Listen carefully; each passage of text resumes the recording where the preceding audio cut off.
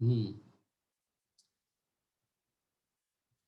a given arrangement, find the acceleration of the block of mass 20 kg at the instant when the acceleration of block of mass 10 kg is 3 meter per second square.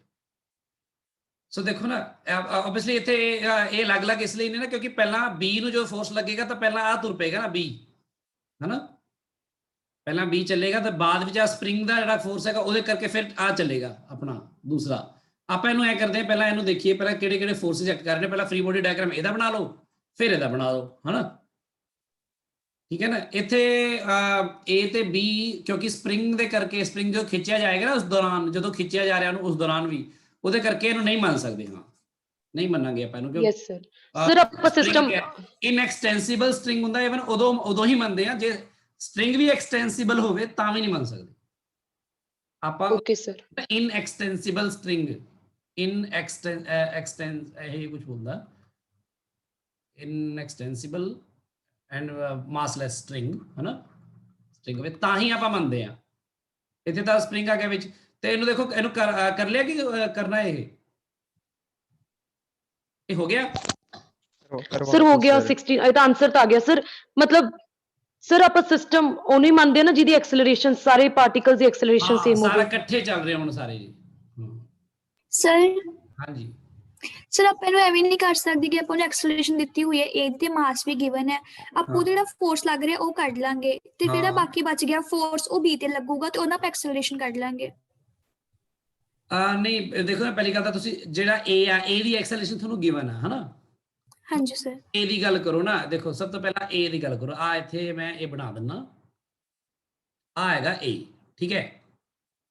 ਤੇ A ਦੇ ਉੱਪਰ ਲੱਗਣ ਵਾਲਾ ਜਿਹੜਾ force ਹੈ ਉਹ spring ਦਾ force ਹੀ ਹੋਏਗਾ surely, ਹੋਰ ਤਾਂ ਕੋਈ ਫੋਰਸ ਨਹੀਂ ਲੱਗੇਗਾ ਨਾ, ਸਪ੍ਰਿੰਗ ਦਾ ਹੀ ਫੋਰਸ ਲੱਗੇਗਾ ਉਹਨੂੰ, ਜਿਵੇਂ ਟੈਂਸ਼ਨ ਹੈ ਥ੍ਰੈਡ ਤੇ ਇਹ 10 kg ਦਾ ਆਪ ਹੈਗਾ ਆ, ਠੀਕ ਹੈ। ਇਹਦਾ ਮਾਸ ਵੀ 10 kg ਗਿਵਨ ਹੈ ਤੁਹਾਨੂੰ, ਤੇ ਇੱਕ ਵੇਟ ਐਕਟ ਕਰੇਗਾ ਨੀਚੇ ਨੂੰ ਵੱਧ ਤੋਂ ਵੱਧ, ਹਨਾ, mg, ਤੇ ਵੇਟ ਦੇ ਨਾਲ ਨਾਰਮਲ ਰਿਐਕਸ਼ਨ ਐਕਟ ਕਰੇਗੀ ਉੱਪਰ ਨੂੰ, ਤੇ ਇਹਦੀ ਐਕਸਲਰੇਸ਼ਨ ਇੱਧਰ ਨੂੰ ਆ। ਤਾਂ ਆਬਵੀਅਸਲੀ ਇਹ ਦੋਨੋਂ ਤਾਂ ਕੈਂਸਲ ਹੀ ਕਰ ਦੇਣਗੇ ਇੱਕ ਦੂਜੇ ਨੂੰ, ਤੇ ਨਾ ਹੀ ਇਹਦੇ ਵਿੱਚ ਕੋਈ ਫ੍ਰਿਕਸ਼ਨ ਹੈਗਾ, ਨਹੀਂ ਤਾਂ ਆਪਾਂ r ਨੂੰ ਲੈਂਦੇ mg ਦੇ ਬਰਾਬਰ, ਹਨਾ। ਤਾਂ ਫੋਰਸ ਜਿਹੜਾ ਹੈ ਕਿੰਨਾ ਆਏਗਾ, ਦੇਖੋ ਸਿਰਫ ਆ ਦੇਖ ਲਓ, ਉਹ ਹੈਗਾ ਮਾਸ ਇਨਟੂ ਐਕਸਲਰੇਸ਼ਨ, ਤਾਂ 10 ਗੁਣਾ 3 ਜੀ ਸਰ ਕਿੰਨਾ ਆ ਗਿਆ, 30 ਨਿਊਟਨ ਆ ਗਿਆ ਨਾ। ਹਾਂਜੀ ਸਰ, 320 ਦਾ ਬਚ ਗਿਆ। ਨਾ ਗੱਲ ਤਾਂ ਸੁਣ, ਕਿਵੇਂ 20 ਬਚ ਗਿਆ, ਕਿਹੜਾ 20? ਅੱਛਾ ਹਾਂ ਠੀਕ ਹੈ, ਉਦਾਂ ਸੋਚ ਰਹੀ ਤੂੰ, ਠੀਕ ਹੈ। ਪਤਾ ਗੱਲ ਕਿ ਇਹਨੂੰ ਐ ਸੋਚੋ ਨਾ ਕਿ ਇਹਨੂੰ ਮਤਲਬ ਸਪ੍ਰਿੰਗ ਇੱਧਰ ਨੂੰ ਖਿੱਚ ਰਿਹਾ ਵਾ 30 ਨਿਊਟਨ ਦੇ ਨਾਲ, ਹਨਾ, ਠੀਕ ਹੈ। Yes sir. ਇਹਦਾ ਰਿਐਕਸ਼ਨ ਇੱਧਰੋਂ ਮਿਲ ਰਿਹਾ ਹੋਣਾ ਫਿਰ ਇਹਨੂੰ ਵੀ 30 ਨਿਊਟਨ, ਕਿਉਂਕਿ ਸਪ੍ਰਿੰਗ ਦੇ ਵਿੱਚ ਜਿਹੜਾ ਫੋਰਸ ਆਉਂਦਾ ਦੋਨੋਂ ਪਾਸੋਂ ਹੁੰਦਾ। ਜਿਵੇਂ ਕੋਈ ਟੈਨਸ਼ਨ ਆਉਂਦੀ ਥ੍ਰੈਡ 'ਚ ਤਾਂ ਐ ਹੁੰਦੀ ਨਾ ਟੈਨਸ਼ਨ, ਉਵੇਂ ਜਦੋਂ ਕਿਸੇ ਸਪ੍ਰਿੰਗ ਨੂੰ ਦੋਨੋਂ ਪਾਸੇ ਖਿੱਚਿਆ ਜਾਊਗਾ ਤਾਂ ਸਪ੍ਰਿੰਗ ਦੇ ਵਿੱਚ ਵੀ ਜਿਹੜਾ ਫੋਰਸ ਨਾ ਦੋਨੋਂ ਪਾਸੇ ਹੁੰਦਾ ਆ, ਇਸ ਤਰ੍ਹਾਂ। ਹਾਂਜੀ ਦੋਨੋਂ ਪਾਸਿਓਂ ਉਹ ਸਪ੍ਰਿੰਗ ਨੂੰ ਇਕੱਠਾ ਕਰਨ ਦੀ ਕੋਸ਼ਿਸ਼ ਕਰਦਾ ਹੈ। ਪਰ ਆਪਾਂ ਜਿਹੜੇ ਪ੍ਰੋਬਲਮਸ ਕਰ ਰਹੇ ਹਾਂ ਵਰਕ ਪਰ એનર્ਜੀ 'ਚ, ਉਥੇ ਸਪ੍ਰਿੰਗ ਨੂੰ ਆਪਾਂ ਇੱਕ ਪਾਸੇ ਕੀ ਕਰ ਦਿੰਦੇ ਆ, ਬੰਨ ਦਿੰਦੇ ਆ। ਹੁਣ ਸਾਨੂੰ ਪਤਾ ਉਹਨੇ ਤਾਂ ਮੂਵ ਕਰਨਾ ਨਹੀਂ ਹੈ, ਤਾਂ ਆਪਾਂ ਇੱਥੇ ਸਪ੍ਰਿੰਗ ਦਾ ਫੋਰਸ ਸਿਰਫ ਆਹ ਵਾਲਾ ਲੈਂਦੇ ਆ, ਇੱਕ ਲੈਂਦੇ ਆ, ਦੂਜਾ ਲੈਂਦੇ ਹੀ ਨਹੀਂ, ਜਿਹਦੇ ਕਰਕੇ ਉਹ ਉੱਥੋਂ ਉਖੜ ਸਕਦਾ ਹੈ ਜੇ ਉਹਨੂੰ ਛੱਡ ਦਿੱਤਾ ਜਾਵੇ ਉੱਥੋਂ, ਹਨਾ। ਸੋ ਇੱਥੇ ਤਾਂ ਦੋਨੋਂ ਪਾਸੇ ਮੂਵ ਕਰ ਰਿਹਾ, ਤਾਂ ਆ 30 ਦਾ 350 ਚ 30 ਮਾਈਨਸ ਕਰ ਦੋ ਬਸ, ਫਿਰ ਇਹਦੀ ਫ੍ਰੀ ਬੋਡੀ ਡਾਇਗਰਾਮ ਵੀ ਤੁਹਾਨੂੰ ਪਤਾ ਬਣ ਜਾਏਗੀ, 320 ਆ ਜਾਏਗਾ ਬਸ, 320 ਬਟਾ 20 B। ਹਾਂਜੀ ਸਰ, ਮੈਂ ਹੀ ਕਹਿ ਰਹੀ ਸੀ। ਹਾਂਜੀ ਸਰ, ਇੱਕ ਸੈਕਿੰਡ ਕੁਐਸਚਨ ਦੱਸ ਦਿਓ ਥੋੜਾ ਜਿਹਾ ਮੈਨੂੰ ਸਮਝ।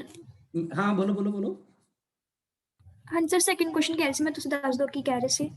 ਸੈਕਿੰਡ ਕੁਐਸਚਨ ਮੈਂ ਤੁਹਾਨੂੰ ਇਹ ਕਹਿ ਰਿਹਾ ਸੀ, ਪਹਿਲੀ ਗੱਲ ਤਾਂ ਇੱਥੇ ਜਦੋਂ ਤੁਸੀਂ ਸਪ੍ਰਿੰਗ ਫੋਰਸ ਦੀ ਗੱਲ ਕਰਦੇ ਹੋ, ਜਦੋਂ ਤੁਸੀਂ ਟੈਨਸ਼ਨ ਦੀ ਗੱਲ ਕਰਦੇ ਹੋ, ਤਾਂ ਬੇਸਿਕਲੀ ਉਹ ਦੋਨੋਂ ਪਾਸੇ ਹੁੰਦੇ ਨੇ, ਇਸ ਗੱਲ ਦਾ ਧਿਆਨ ਰੱਖਣਾ ਬਸ, ਠੀਕ ਹੈ ਨਾ। ਜਿਹੜੀ ਟੈਨਸ਼ਨ ਹੈ, ਜਿਵੇਂ ਆ ਇੱਕ ਮਾਸ ਹੈ, ਇਹਦੇ ਨਾਲ ਆ ਇੱਕ ਮਾਸ ਹੈ, ਤਾਂ ਇਸ ਮਾਸ ਨੂੰ ਚੱਕਣ ਦੇ ਲਈ ਟੈਨਸ਼ਨ ਉੱਪਰ ਨੂੰ ਐਕਟ ਕਰ ਰਹੀ ਹੈ, ਪਰ ਆ ਜਿਹੜਾ ਮਾਸ ਉੱਪਰਲਾ ਹੈ ਇਹਨੂੰ ਵੀ ਟੈਨਸ਼ਨ ਐਕਟ ਕਰ ਰਹੀ ਹੈ, ਇਸ ਤਰ੍ਹਾਂ, ਹਨਾ। ਟੈਨਸ਼ਨ ਦੋਨੋਂ ਪਾਸੇ ਹੁੰਦੀ ਹੈ, ਪਰ ਆਪਾਂ ਇਸ ਮਾਸ ਤੇ ਅਗਰ ਫ੍ਰੀ ਬੋਡੀ ਡਾਇਗਰਾਮ ਬਣਾਉਣਾ ਤਾਂ ਆਹੀ ਟੈਨਸ਼ਨ ਨੂੰ ਕੰਸੀਡਰ ਕਰਦੇ ਹਾਂ ਆਪਾਂ। ਉਵੇਂ ਇੱਥੇ ਆਪਾਂ ਜੇ ਸਪ੍ਰਿੰਗ ਫੋਰਸ ਇੱਧਰ ਨੂੰ ਐਕਟ ਕਰ ਰਿਹਾ, ਇੱਧਰ ਨੂੰ ਵੀ ਕਰ ਰਿਹਾ, ਠੀਕ ਹੈ। ਉਹ kx ਦੀ ਇੱਥੇ ਗੱਲ ਨਹੀਂ ਆਏਗੀ, ਸੌਰੀ, ਇੱਥੇ ਤਾਂ ਚਲੋ ਆਪਾਂ ਉਹ ਕਰ ਰਹੇ ਹਾਂ, ਠੀਕ ਹੈ। ਸੋ ਉਹੀ ਆਪਾਂ ਕੀਤਾ, 30 ਨਿਊਟਨ ਉਹਦਾ ਕੱਢ ਲਿਆ, ਤਾਂ ਇਹਦਾ ਨਿਊਟਨ ਕੱਢ ਕੇ ਇੱਧਰਲਾ 30 ਉਹਨੂੰ ਮਾਈਨਸ ਕਰਤਾ ਇੱਧਰਲੀ ਫ੍ਰੀ ਬੋਡੀ ਡਾਇਗਰਾਮ ਵਿੱਚ। ਸੈਕਿੰਡ ਕੁਐਸਚਨ ਪੁੱਛ ਰਹੇ ਹੋ ਨਾ? ਹਾਂਜੀ ਸਰ। ਦੇਖੋ ਬਹੁਤ ਧਿਆਨ ਨਾਲ ਸਮਝੋ, ਇਹ ਪੋਜੀਸ਼ਨ ਟਾਈਮ ਗ੍ਰਾਫ ਹੈ, of a particle of mass ਇੰਨਾ ਹੈ ਉਹਦਾ and the impulse at t equal 3 second is impulse ਕੀ ਹੁੰਦਾ ਦੇਖੋ ਇਸ ਗੱਲ ਦੇ ਬਾਰੇ ਆਪਾਂ ਗੱਲ ਕੀਤੀ ਸੀ impulse ਆਪਾਂ ਫੋਰਸ ਤੋਂ ਹੀ ਇੱਕ ਕੁਆਂਟੀਟੀ ਬਣਾਈ ਹੈ ਫੋਰਸ ਜਿਹੜਾ ਹੁੰਦਾ ਹੈ ਉਹ ਹੁੰਦਾ ਹੈ dp by dt ਤਾਂ dp ਜਿਹੜਾ ਹੁੰਦਾ ਹੈ ਬੇਸਿਕਲੀ ਉਹ ਹੁੰਦਾ ਹੈ ਫੋਰਸ into dt ਹਾਂਜੀ ਇਹਦਾ ਇੰਟੀਗਰਲ ਕਰ ਦਈਏ dp ਤਾਂ ਉਹ ਹੁੰਦਾ ਆਪਣਾ fdt ਦਾ ਇੰਟੀਗਰਲ ਤੇ ਜੇ ਆਪਾਂ ਇਹਨੂੰ ਕਹਿ ਦਈਏ ਚੇਂਜ ਇਨ ਮੋਮੈਂਟਮ ਹੋ ਗਿਆ ਨੇ ਪੂਰੀ ਤਰ੍ਹਾਂ p2 p1 ਬੇਸਿਕਲੀ ਤੇ ਚੇਂਜ ਇਨ ਮੋਮੈਂਟਮ ਜਿਹੜਾ ਹੈ ਉਹੀ ਆਪਣਾ ਇੰਪਲਸ ਦੇ ਬਰਾਬਰ ਹੈ ਆ impulse the force in time ਹੁਣ ਇੱਥੇ ਤੋਂ ਆਪਾਂ ਦੇਖਣਾ ਚੇਂਜ ਇਨ ਮੋਮੈਂਟਮ ਕਿੰਨਾ ਹੈ ਜੇ ਇੰਪਲਸ ਪਤਾ ਕਰਨਾ ਹੈ ਤਾਂ ਤੁਸੀਂ ਜਾਂ ਤਾਂ ਪਤਾ ਕਰ ਸਕਦੇ ਹੋ ਫੋਰਸ ਇਨਟੂ ਟਾਈਮ ਕਰਕੇ ਇੰਪਲਸ ਨੂੰ ਕੈਲਕੂਲੇਟ ਕਰਨ ਦੇ ਦੋ ਤਰੀਕੇ ਨੇ ਇੱਕ ਤਾਂ ਹੈਗਾ ਫੋਰਸ ਤੇ ਟਾਈਮ ਨੂੰ ਮਲਟੀਪਲਾਈ ਕਰਕੇ ਇੰਟੀਗਰਲ ਜੇ ਫੋਰਸ ਕਾਂਸਟੈਂਟ ਹੋਇਆ ਤਾਂ ਸਿੱਧਾ ਹੀ ਫੋਰਸ ਇਨਟੂ ਟਾਈਮ ਫਿਰ ਤਾਂ ਕੋਈ ਗੱਲ ਹੀ ਨਹੀਂ ਫੋਰਸ ਜਾਂ ਐਵਰੇਜ ਫੋਰਸ ਲੈ ਲਈਏ ਜੇ ਆਪਾਂ ਗਿਵਨ ਹੋਵੇ ਕੋਈ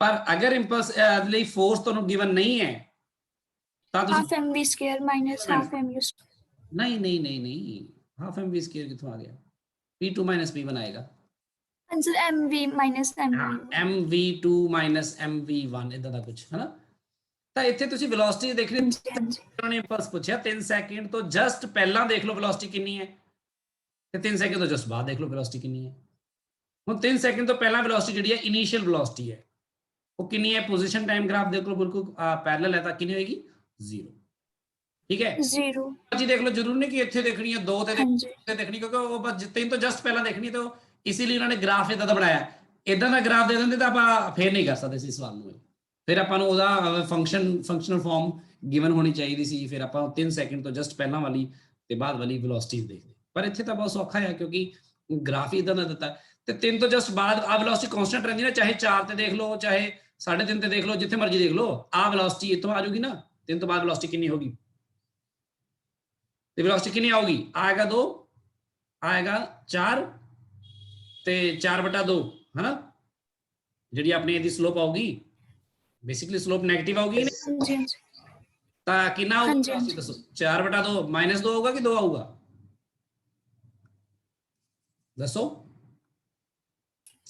ਜਿਹੜੀ ਸਲੋਪ ਹੁੰਦੀ ਹੈ ਕਿਸੇ ਵੀ ਪੋਜੀਸ਼ਨ ਟਾਈਮ ਗ੍ਰਾਫ ਦੀ ਸਲੋਪ ਹੀ ਵੈਲੋਸਿਟੀ ਹੁੰਦੀ ਹੈ ਇਹਦੇ ਬਾਰੇ ਤਾਂ ਕੋਈ ਡਾਊਟ ਨਹੀਂ ਸਰ ਤੇ ਸਲੋਪ ਜਿਹੜੀ ਹੁੰਦੀ ਆ ਉਹ ਪੋਜ਼ਿਟਿਵ x ਐਕਸਿਸ ਵਾਲੇ ਨਾਲ ਜਿਹੜਾ ਲਾਈਨ ਦਾ ਐਂਗਲ ਬਣਦਾ ਇਸ ਦਾ ਟੈਂਜੈਂਟ ਹੁੰਦੀ ਹੈ ਇਹਦੇ ਬਾਰੇ ਤਾਂ ਕੋਈ ਡਾਊਟ ਨਹੀਂ ਸਰ ਹੈ ਨਾ ਮੈਂ ਇਹ ਕਹਿ ਰਿਹਾ ਜੇ ਮੈਂ ਆ ਐਂਗਲ ਤਾਂ ਪਤਾ ਕਰ ਨਹੀਂ ਸਕਦਾ ਪਰ ਆ ਐਂਗਲ ਮੈਂ ਪਤਾ ਕਰ ਸਕਦਾ ਤੇ ਆ ਐਂਗਲ ਜਿਹੜਾ ਇਧਰਲਾ ਹੈ ਉਹ ਕਿੰਨਾ ਹੈ ਉਹ tan of 180 degree minus theta ਹੈ ਕਿ ਨਹੀਂ ਜਿਹੜਾ ਥੀਟਾ ਮੈਨੂੰ ਚਾਹੀਦਾ ਹੈ basically I need tan theta that is the velocity ਨਾ but ਮੈਨੂੰ tan 180 minus theta ਮਿਲ ਰਿਹਾ okay perpendicular upon 2 ਆ ਗਿਆ ਤੇ tan 180 degree minus theta ਤੁਹਾਨੂੰ ਸ਼ੁਰੂ ਚ ਟ੍ਰਿਗਨੋਮੈਟ੍ਰਿਕ ਕਰਵਾਈ ਹੈ ਮੈਂ 180 ਦੇ ਕਰਕੇ tan ਦਾ tan ਰਹੂਗਾ ਸੈਕੰਡ ਕੁਆਡਰੈਂਟ ਚ ਨੈਗੇਟਿਵ ਹੋ ਜਾਂਦਾ 2 ਸੋ tan theta ਕਿੰਨਾ ਆਇਆ -2 ਤੇ ਵੈਲੋਸਿਟੀ ਕਿੰਨੀ ਆਈ ਫਾਈਨਲ -2 ਸੋ ਫਾਈਨਲ ਵੈਲੋਸਿਟੀ ਜਿਹੜੀ ਆਈ ਹੈ ਉਹ -2 ਆਈ ਹੈ ਕਿ ਨਹੀਂ ਠੀਕ ਹੈ ਹਾਂਜੀ ਸੋ ਹੁਣ ਜੇ ਤੁਸੀਂ ਇਹਦਾ ਸਰ ਮੈਨੂੰ ਇੱਕ ਕਨਫਿਊਜ਼ਨ ਸੀ ਕਿ ਆਪਾਂ ਹਾਂਜੀ ਸਰ ਮੈਨੂੰ ਇਹ ਕਨਫਿਊਜ਼ਨ ਸੀ ਕਿ ਆਪਾਂ 3 ਸੈਕਿੰਡਸ ਤੇ ਕਰਨੀ ਹੈ ਇੰਪਲਸ ਤਾਂ ਆਪਾਂ 3 ਸੈਕਿੰਡ ਨੂੰ ਫਾਈਨਲ ਨਹੀਂ ਲਵਾਂਗੇ ਮਤਲਬ ਉਸ ਤੋਂ ਪਹਿਲਾਂ ਵਾਲੀ ਇਨੀਸ਼ੀਅਲ 3 ਸੈਕਿੰਡ ਵਾਲੀ ਫਾਈਨਲ ਦੇਖ ਪਤਾ ਗੱਲ ਕੀ ਹੈ ਦੇਖੋ ਇਹ ਬੜੀ ਇੰਪੋਰਟੈਂਟ ਚੀਜ਼ ਆ 3 ਸੈਕਿੰਡ ਤੇ ਦਾ ਕੀ ਮਤਲਬ ਆ ਜਿਵੇਂ ਕਹਿੰਦਾ ਮਤਲਬ ਵੈਲੋਸਿਟੀ ਆ ਹੁਣ ਤੂੰ ਮੈਨੂੰ ਵੈਲੋਸਿਟੀ ਪਤਾ ਕਰਨੀ ਆ ਤੈਨੂੰ ਮੈਂ ਕਹਾਂ 2 ਵਜੇ ਦੱਸੋ ਕਿੰਨੀ ਵੈਲੋਸਿਟੀ ਸੀ ਕਾਰ ਦੀ ਤਾਂ 2 ਵਜੇ ਵੈਲੋਸਿਟੀ ਤੂੰ ਕਿਵੇਂ ਪਤਾ ਕਰੀ 2 ਤਾਂ ਇੱਕ ਇਨਸਟੈਂਟ ਦਾ ਉਸ ਇਨਸਟੈਂਟ ਤੇ ਕਾਰ ਦੀ ਪੋਜੀਸ਼ਨ ਹੋ ਸਕਦੀ ਹੈ ਨਾ ਵੀ ਕਾਰ ਇੱਥੇ ਹੈਗੀ ਸੀ ਮਤਲਬ 2 ਵਜੇ ਕਾਰ 2 PM ਤੇ ਕਾਰ ਇਸ ਪੋਜੀਸ਼ਨ ਤੇ ਸੀਗੀ ਬਸ ਤੂੰ ਆਹੀ ਦੱਸ ਸਕਦੀ ਹੈ ਵੈਲੋਸਿਟੀ ਥੋੜੀ ਦੱਸ ਸਕਦੀ ਹੈ ਵੈਲੋਸਿਟੀ ਦੱਸਣ ਲਈ ਤੈਨੂੰ ਕੀ ਕਰਨਾ ਪਊਗਾ ਹਾਂਜੀ ਤੂੰ ਇਸ ਟਾਈਮ ਤੋਂ ਥੋੜਾ ਜਿਹਾ ਜ਼ਿਆਦਾ ਇਸ ਟਾਈਮ ਦੇ ਉੱਪਰ ਥੋੜਾ ਜਿਹਾ ਇੰਟਰਵਲ dt ਲੈਣਾ ਪੈਣਾ ਦੇਖਣਾ ਪੈਣਾ ਕਿ ਉਹਨੇ ਕਾਰ ਨੇ ਕਿੰਨਾ ਟਰੈਵਲ ਕੀਤਾ ਉਸ ਛੋਟੇ ਜਿਹੇ ਟਾਈਮ dt ਚ ਉਸ 2 ਵਜੇ ਤੇ ਤਾਂ dt ਤਾਂ ਲੈਣਾ ਪੈਣਾ ਥੋੜਾ ਜਿਹਾ ਉਸ ਤੋਂ ਜ਼ਿਆਦਾ ਥੋੜਾ ਜਿਹਾ ਤਾਂ ਉੱਥੇ ਜਾ ਕੇ ਉਸ ਤੇ ਚੇਂਜ ਕਿੰਨਾ ਆ ਰਿਹਾ ਆਪਾਂ ਦੇਖਾਂਗੇ dx/dt ਤਾਂ ਉਹ ਹੋਊਗੀ ਉਸ ਤੱਕ ਦੀ ਇਸ ਲਈ ਤਾਂ ਡੈਰੀਵੇਟਿਵ ਲੈ ਕੇ ਆਉਂਦੇ ਆਪਾਂ ਜਦੋਂ ਆਪਾਂ ਕਿਸੇ ਦਾ ਰੇਟ ਆਫ ਕਿਸੇ ਮੂਵਮੈਂਟ ਤੇ ਪਤਾ ਕਰਨਾ 3 ਤੇ ਪਤਾ ਕਰਨਾ ਹੈ ਮੈਂ ਕਿਹਾ 3 ਤੇ ਪਤਾ ਕਰਨਾ ਤਾਂ 3 ਤੋਂ ਜਸਟ ਪਹਿਲਾਂ ਤੇ ਜਸਟ ਬਾਅਦ ਦੇਖੋ ਕਿੰਨਾ ਚੇਂਜ ਆ ਰਿਹਾ ਬਸ ਓਕੇ ਜਸਟ ਸਰ। ਆ ਦੇਖ ਰਹੇ ਆਪਾਂ, 3 ਤੇ ਨਹੀਂ ਦੇਖ ਰਹੇ ਕੁਝ, 3 ਫਾਈਨਲ ਨਹੀਂ, ਤੇ ਫਿਰ 3 ਆਨਸਰ ਤੇ, ਡੀ ਹੋਏਗਾ।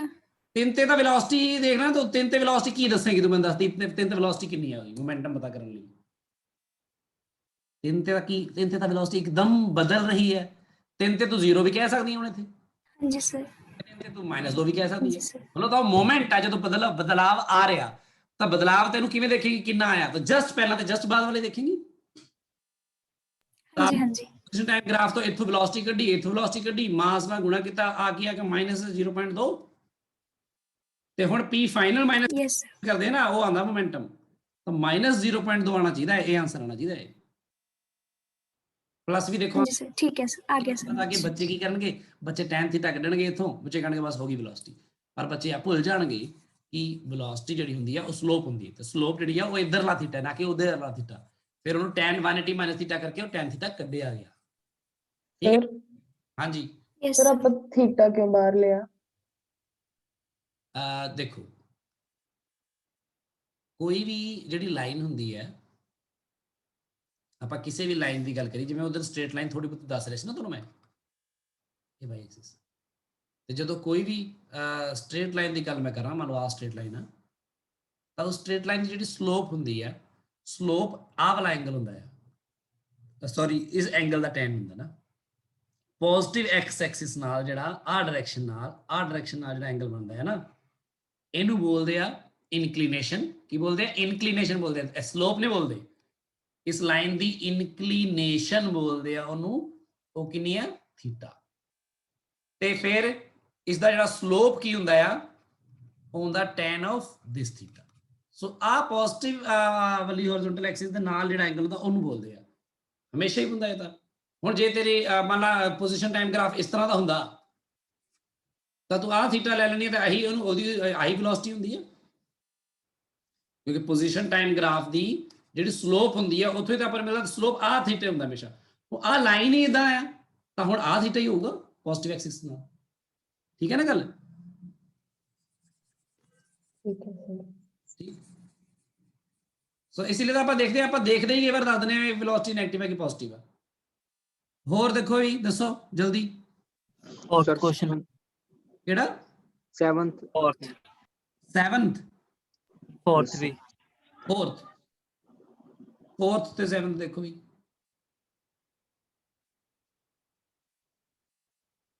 ਇਹ ਸੋਲੂਸ਼ਨ ਤੁਸੀਂ ਕਰ ਲੈਣਾ ਅੱਜ ਸਾਰੇ ਜਣੇ ਕਾਪੀਆਂ ਤੇ ਆਪਣੀ, ਇਹ ਨਾ ਹੋਵੇ ਕਿ ਤੁਹਾਡੇ ਕੋਲ ਫਿਰ ਸੋਲੂਸ਼ਨ ਹੀ ਨਾ ਹੋਣ। ਮੇਰੇ ਕੋਲ ਵੀ ਕੋਈ ਸਾਫ ਸੁਥਰੇ ਕਿਤੇ ਹੁੰਦੇ ਤਾਂ ਮੈਂ ਤੁਹਾਨੂੰ ਭੇਜ ਦਿੰਦਾ। ਮੈਂ ਤਾਂ ਵੈਸੇ ਰਫਲੀ ਉਹ ਇੱਕ ਵਾਰ ਬਸ ਚੈੱਕ ਕਰਦਾ ਉਹਨਾਂ ਤੁਹਾਨੂੰ ਪੇਪਰ 'ਚ ਪਾਉਣ ਤੋਂ ਪਹਿਲਾਂ, ਕਿ ਵੀ ਮਤਲਬ ਐਵੇਂ ਨਾ ਹੋਵੇ ਕੋਈ ਕੁਐਸਚਨ 'ਚ ਕੋਈ ਪ੍ਰੋਬਲਮ ਆਵੇ ਜਾਂ ਕੁਝ ਵੀ ਬਾਅਦ 'ਚ ਤੁਹਾਨੂੰ। ਸਰ ਇਹ ਕਲਾਸਰੂਮ ਤੇ ਭੇਜਣਾ ਹੈ ਜਾਂ WhatsApp ਹੀ ਕਰਨਾ ਹੈ? ਇਹ ਕੀ ਕਰਨਾ? ਕਲਾਸਰੂਮ 'ਚ ਅਪਲੋਡ ਕਰਨਾ ਹੈ? ਨਹੀਂ ਇਹ ਤੁਸੀਂ ਮੈਨੂੰ ਕਰਨਾ, ਹਾਂ ਉੱਥੇ ਅਪਲੋਡ ਕਰ ਦਿਓ ਗੂਗਲ ਕਲਾਸਰੂਮ 'ਚ।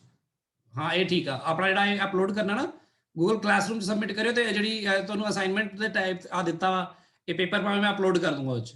ਇਹਦੇ ਸੋਲੂਸ਼ਨ ਤੁਸੀਂ ਅਪਲੋਡ ਕਰਨੇ ਸਾਰੇ ਸਾਫ਼ ਸੋਲਵ ਕਰਕੇ, ਤੇ ਗੰਦੀ ਰਾਈਟਿੰਗ ਨਾ ਹੋਵੇ, ਗੰਦੀ ਅਪਲੋਡਿੰਗ ਨਾ ਹੋਵੇ। ਤੁਸੀਂ ਜਿਸ ਕਈਆਂ ਨੇ PDF ਬਣਾਈ ਹੈ ਪੇਪਰ 'ਚ, ਇੰਨਾ ਮੈਨੂੰ ਅਜੀਬ ਲੱਗਿਆ ਕਿ ਹਨੇਰੇ ਵਿੱਚ ਬਣਾਈ ਐ ਲੱਗਦਾ, ਹਨੇਰੇ 'ਚ ਬੈਠੇ ਕੰਮ ਕਰ ਰਹੀ ਸੀ ਜਿਵੇਂ। ਥੋੜਾ ਲਾਈਟ ਜਲਾ ਲਿਆ ਕਰੋ, ਥੋੜੀ ਉਹਦੀ ਬ੍ਰਾਈਟਨੈਸ ਵਧਾ ਲਿਆ ਕਰੋ। ਫੋਨ ਵਿੱਚ ਇੰਨਾ ਕੁਝ ਹੁੰਦਾ, ਤੁਸੀਂ ਇੰਨਾ ਕੁਝ ਸਿੱਖ ਲਓ। ਤੁਸੀਂ ਤਾਂ ਨਵੀਂ ਜਨਰੇਸ਼ਨ ਹੋ, ਬਹੁਤ ਬੈਟਰ, ਸਾਡੇ ਤੋਂ ਤਾਂ ਵਧੀਆ ਮੋਬਾਈਲ ਚਲਾਉਣਾ ਚਾਹੁੰਦੇ ਹੋ ਤੁਸੀਂ। In the figure, pulleys are light and frictionless, all surfaces are smooth. Tension in the string is. So tension in the string ਪਤਾ ਕਰਨੀ ਹੈ ਆਪਾਂ। ਦੇਖੋ ਸਭ ਤੋਂ ਪਹਿਲੀ ਗੱਲ ਤਾਂ ਤੁਸੀਂ ਕੀ ਐਕਸਪੈਕਟ ਕਰਦੇ ਹੋ? ਆ ਤਾਂ ਇੱਧਰ ਜਾਣੋ ਰਿਹਾ ਆਪਣੇ ਆਪ, ਹਨਾ? ਆਹੀ ਨੀਚੇ ਆਊਗਾ, ਯੈਸ ਸਰ। ਹਨਾ? ਆਹੀ ਨੀਚੇ ਆਊਗਾ। ਤੇ ਆ ਪੁਲਿਸ ਵਗੈਰਾ ਸਭ ਉਹ ਹੈ ਕਿ ਜਿੰਨੀ ਟੈਨਸ਼ਨ ਵਿੱਚ ਹੋਊਗੀ, ਹਨਾ, ਉਹ ਮੈਨੂੰ ਲੱਗਦਾ ਸੇਮ ਹੀ ਹੋਊਗੀ ਸਾਰੀ ਸਟ੍ਰਿੰਗ ਦੇ ਵਿੱਚ। ਠੀਕ ਹੈ, ਤੇ ਇਹਦੇ ਵਿੱਚ ਆ ਨੀਚੇ ਆਊਗਾ। ਦੱਸੋ ਕਿੰਨਾ ਹੋਊਗਾ ਇਹਦਾ ਜਿਹੜਾ weight? Sin theta. mg/2 mg sin 30 degree. sin 30। ਹਾਂ mg/2 ਸਭ ਉਹ ਹੈਗਾ ਵਾ, ਹੋਰ ਤਾਂ ਕੋਈ ਫ੍ਰਿਕਸ਼ਨ ਤਾਂ ਲੱਗ ਨਹੀਂ ਰਹੀ। ਤੇ mg/2 ਆ ਰਿਹਾ ਤਾਂ ਇੱਕ ਮਿੰਟ ਰੁਕੋ, ਕੋਈ ਪ੍ਰੋਬਲਮ ਆ, ਰੁਕ ਜਾਓ, ਕੋਈ ਚੀਜ਼ ਆਪਾਂ ਮਿਸ ਤਾਂ ਨਹੀਂ ਕਰਤੀ? ਆ ਟੈਨਸ਼ਨ ਹੈ,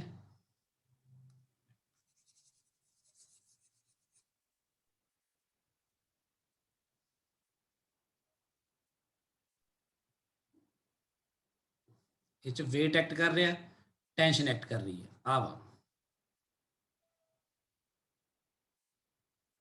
ਤੇ ਇਹ ਇਧਰ ਨੂੰ ਐਕਟ ਕਰੇਗਾ mg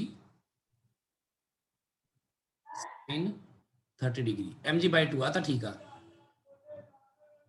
ਤੇ ਆਪਾਂ ਜੇ ਆਪਾਂ ਮੰਨ ਲਈਏ ਕਿ ਇਹਦੀ ਐਕਸਲਰੇਸ਼ਨ ਹੈਗੀ a ਤੇ ਇਹਦੀ ਹੈਗੀ ਆ a, ਠੀਕ ਹੈ, ਤਾਂ ਕਿੰਨਾ ਬਣੇਗਾ mg/2 ਮਾਈਨਸ t ਕਿੰਨਾ ਬਰਾਬਰ ਆਏਗਾ ma ਤੇ ਆਹ ਵਾਲਾ ਕਿੰਨਾ ਆਏਗਾ ਇਹਦਾ ਦੇਖੋ, t equal to ma is equal to ma ma ਤੇ ਆ ਦੋ ਹੀ ਕੁਐਸਚਨਾਂ ਬਣਨਗੀਆਂ ਆਪਣੇ ਕੋਲ ਬਸ, ਕਿਉਂਕਿ ਆ ਥੋੜੀ ਜਿਹੀ ਬਣਾ ਕੋਈ ਤਾਂ ਉਹ ਸਟੇਬਲ ਥੋੜੀ ਆ, ਆਪਾਂ ਤਾਂ ਉਹਦੀ ਐਕਸਲਰੇਸ਼ਨ a ਮੰਨ ਲੈਂਦੇ ਆ ਕੋਈ ਵੀ, ਤੇ ਸਾਨੂੰ ਇਹ ਕੋਈ ਪਤਾ ਨਹੀਂ, ਜਾਣਕਾਰੀ ਨਹੀਂ ਕੋਈ, ਆਪਾਂ ਕਰਦੇ ਆ ਇੱਥੇ ਕੀ ਬਣ ਜਾਏਗਾ, ਕੀ ਵੈਲਿਊ ਪੁੱਟ ਕਰ ਦੋ ਨਾ ma सेकंड अपने क्वेश्चन t ਕੱਢਣੀ ਹੈ, ਹੈ ਆਪਾਂ ਨੇ t ਹੀ ਤਾਂ ਕੱਢਣੀ ਹੈ। ਟੀ ਕੱਢਣੀ ਹੈ, ਫਿਰ ma ਦੀ ਵੈਲਿਊ ਪੁੱਟ ਕਰ ਦੋ, ਫਿਰ ਇੱਥੇ t ਪੁੱਟ ਕਰ ਦੋ, ਐ ਕਰ ਦੋ ਨਾ, t ਆ ਜਾਊਗਾ ਇੱਥੇ, ਜੀ ਸਰ। ਤਾਂ mg/2 ਕਿਹਦੇ ਬਰਾਬਰ ਹੋਊਗਾ 2t ਆ ਜਾਊਗਾ, यस t ਆ ਜਾਊਗਾ mg/4 ਆ ਜਾਊਗਾ। सर सेकंड क्वेश्चन क्या बनाई? यस सर, ਸੈਕਿੰਡ ਆ ਵਾਲੀ यस सर, ਆ ਤਾਂ ਦੇਗਾ, ਆ ਦੇ ਇੱਥੇ ਟੈਨਸ਼ਨ ਲੱਗ ਰਹੀ ਹੈ ਇਹਨੂੰ ਬਸ, ਨੀਚੇ ਵਾਲੇ ਮਾਸ ਨੂੰ ਦੇਖਣਾ, ਉਹ ਚ ਕਿਹੜੀ ਫੋਰਸ ਲੱਗ ਰਹੀ ਹੈ, ਕਿੰਨੇ ਫੋਰਸ ਲੱਗ ਰਹੀ, ਇੱਕ ਟੈਨਸ਼ਨ ਲੱਗ ਰਹੀ ਬਸ, ਨਹੀਂ ओके ओके ठीक है सर। ਠੀਕ ਹੈ ਨਾ, ਸਿਰਫ ਟੈਨਸ਼ਨ ਲੱਗ ਰਹੀ ਹੈ, ਤੇ ਜੇ ਇਹਦੀ ਐਕਸਲਰੇਸ਼ਨ ਨੀਚੇ ਨੂੰ a ਹੈ ਤੇ ਇਹਦੀ ਐਕਸਲਰੇਸ਼ਨ ਇੱਧਰ ਨੂੰ a ਹੀ ਹੈ, ਉਹ ਆਪਾਂ ਯੂਜ਼ ਕਰਦੇ ਹਾਂ। तो एक्सेलरेशन कहने वाला कि अपने वालों ਉਹਨੂੰ ਤੁਸੀਂ ਸਟੇਬਲ ਮੰਨ ਲਿਆ ਤਾਂ mg/2 ਸੋਚਣ ਲੱਗ ਜਾਓ ਤੁਸੀਂ, ਅਸਲ ਵਿੱਚ ਆਪਾਂ ਤਾਂ ਐਕਸਲਰੇਸ਼ਨ a ਮੰਨ ਲਾਂਗੇ ਨਾ, ਤਾਂ ਕੋਈ ਵੀ ਐਕਸਲਰੇਸ਼ਨ a ਨਾਲ ਮੂਵ ਕਰ ਰਿਹਾ, ਕਿਉਂਕਿ ਹੋ ਸਕਦਾ ਤੁਹਾਨੂੰ ਐਕਸਲਰੇਸ਼ਨ ਪੁੱਛ ਲੈਂਦੇ ਹੋ, ਇਸੇ ਸਵਾਲ ਦੇ ਵਿੱਚ ਐਕਸਲਰੇਸ਼ਨ ਵੀ ਤਾਂ ਪੁੱਛ ਸਕਦੇ ਸੀ, ਸੋ ਉਦੋਂ ਤੁਹਾਨੂੰ ਐਕਸਲਰੇਸ਼ਨ ਦੱਸਣੀ ਪੈਣੀ ਸੀ, ਤੇ ਤੁਹਾਨੂੰ ਫਿਰ ਐਕਸਲਰੇਸ਼ਨ ਦਾ ਜਵਾਬ ਦੇਣਾ ਪੈਣਾ ਸੀ, ਇਸ ਲਈ ਤੁਸੀਂ ਤਾਂ ਐਕਸਲਰੇਸ਼ਨ a ਮੰਨ ਕੇ ਚੱਲੋਗੇ ਨਾ। ਇੱਕ ਐਕਸਲਰੇਸ਼ਨ ਤੇ ਟੈਂਸ਼ਨ ਆਈ, ਦੋ ਹੀ ਤਾਂ ਵੇਰੀਏਬਲ ਹੁੰਦੇ ਨੇ, ਹੋਰ ਤਾਂ ਕੋਈ ਵੇਰੀਏਬਲ ਹੁੰਦਾ ਨਹੀਂ ਹੈ ਇਸ ਤਰ੍ਹਾਂ ਦੇ ਕੁਐਸਚਨ ਵਿੱਚ, ਠੀਕ ਹੈ ਜੀ ਗੱਲ। ਹੋਰ ਕਿਹੜਾ ਕਿਹਾ ਸੀ, 7ਵਾਂ ਕਿ 8ਵਾਂ? 8 Sir, 8th. 8 yes sir, 7th भी है सर, 7th ਵੀ ਹੈ, यस 7th ਤਾਂ ਮੈਨੂੰ ਲੱਗ ਰਿਹਾ ਸਿੱਧਾ ਜਿਹਾ ਹੀ ਹੈ, ਦੇਖੋ ਇਹਦਾ स्ट्रिंग्स आर आइडियल मैं समझ लिया करो आप ही, स्ट्रिंग्स आर आइडियल मतलब ना मास है ना वो ना इनएक्सटेंसिबल है। टेंशन इन BCs देखो ਹੁਣ इधर टेंशन इन BC, ਇਹ ਤਾਂ ਬਹੁਤ ਸਿੱਧਾ ਮਾਮਲਾ ਲੱਗ ਰਿਹਾ ਮੈਨੂੰ, ਤਾਂ ਇਹ ਤਾਂ ਲੈਮਿਸ ਥਿਊਰਮ ਲਗਾ ਦਿਓ। ਚਲੋ BC ਚ ਟੈਂਸ਼ਨ ਦੇਖੋ ਇੱਧਰ ਨੂੰ ਹੋਏਗੀ ਨਾ, ਆ ਮੰਨ ਲੈਂਦੇ, ਠੀਕ ਹੈ, ਤੇ ਜੇ ਇੱਧਰ ਨੂੰ ਦੇਖਿਆ ਟੈਂਸ਼ਨ ਦੇ ਦੋ ਕੰਪੋਨੈਂਟ ਬਣਾ ਲਈਏ, ਇੱਕ ਕੰਪੋਨੈਂਟ ਇੱਧਰ ਨੂੰ ਬਣਾ ਲਓ ਟੈਂਸ਼ਨ ਦਾ, ਤੇ ਇਹਦੇ ਲਈ ਤੁਹਾਨੂੰ ਆ ਐਂਗਲ ਚਾਹੀਦਾ, ਆ ਐਂਗਲ 37 ਡਿਗਰੀ ਹੈ, yes sir ਤੇ ਕਿੰਨਾ ਰਹੂਗਾ t cos 37, 70 degree ਤੇ ਉੱਪਰ ਨੂੰ ਕੀ ਬਣ ਜਾਏਗਾ t sin 37 degree 37 degree, t sin 37 degree ਨੂੰ ਇਹਦੇ ਨਾਲ ਉਹ ਕਰ ਦਿਓ, sin 37 ਡਿਗਰੀ ਕਿੰਨਾ ਹੁੰਦਾ, 3/5 ਕਿਹਦੇ ਬਰਾਬਰ ਆ 300 300 Newton ਤੇ ਟੈਂਸ਼ਨ ਕਿੰਨਾ ਆਊਗੀ 500, ਬਸ ਕੀ ਹੋ ਗਿਆ ਇਹ ਚ ਔਖਾ ਸੀ ਕੁਝ? सर आइडिया नहीं लगा सर उसका, सर की लैमिस थ्योरम लगाना। देखो पहली बात तो ये है, इसमें मैं लेमिस थ्योरम लगाई नहीं अभी, मैंने तो क्या किया बस टेंशन लिया, उसको मैंने देख लिया कंपेयर करके, क्योंकि ये सारा सिस्टम तो स्टेबल ही है, तो मैंने ऐसे लगा दिया। अब आप ऐसे सोचो, कौन बोल रहे हैं, शुभम बोल रहे हैं ना? यस सर, तो पावर लगा देने, आ देखो आ टेंशन है, एनु छाड़ दो, एनु भूल जा, ले टेंशन T डिवाइडेड बाय क्या आएगा, टेंशन के अगेंस्ट केड़ा एंगल है sin 90 डिग्री, ਤੇ ਆ 30 ਜਿਹੜਾ ਹੈਗਾ 300 ਨਿਊਟਨ weight डिवाइडेड बाय ਇਹਦੇ अगेंस्ट ਕਿਹੜਾ एंगल है, आ एंगल है ना। ये फोन क्यों कर रहे हैं मामा अभी? हैं पेज में 53 जाऊंगा, हाँ जी बोलो बोलो बोलो। सॉरी सर, वो कॉल आ गई थी सर, डिस्टर्ब हो गई।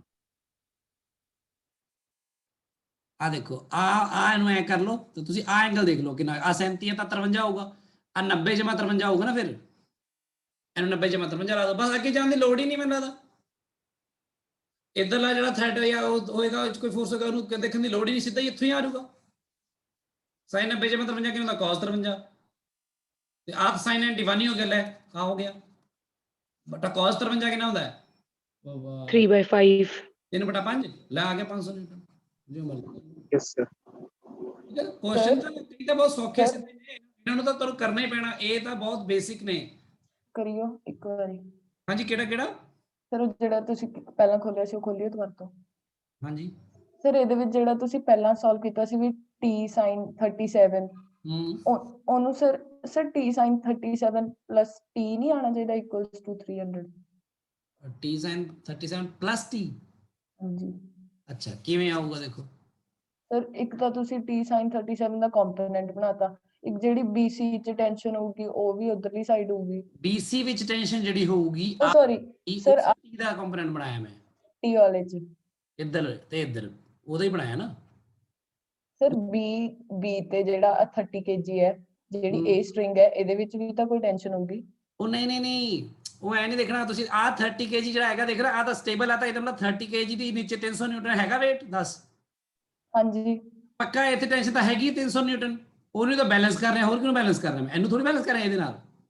ਸਰ ਫਿਰ ਇੱਕ t sin 37 ਬਣਾਇਆ ਸੀ ਤੁਸੀਂ ਉੱਪਰ। ਹਾਂ ਉਹਦਾ ਆ ਇਧਰਲੀ ਟੈਂਸ਼ਨ ਜਿਹੜੀ ਪਤਾ ਕਰਨੀ ਹੈ t, ਇਹਨੂੰ t ਮੰਨ ਲਿਆ ਸੀ, ਇਹਦੀ t sin 37 ਸੀ ਨਾ ਉੱਪਰ। ਕਨਫਿਊਜ਼ ਹੋ ਗਏ ਤੁਸੀਂ, ਰੁਕ ਜਾਓ ਮੈਂ ਇੱਕ ਮਿੰਟ, ਮੈਂ ਤੁਹਾਨੂੰ ਆ ਡਾਇਗਰਾਮ ਦੁਬਾਰਾ ਬਣਾ ਕੇ ਦਿਖਾ ਦਿੰਦਾ ਤੁਹਾਨੂੰ, ਦੁਬਾਰਾ ਧਿਆਨ ਨਾਲ ਸਮਝ ਇਹਨੂੰ।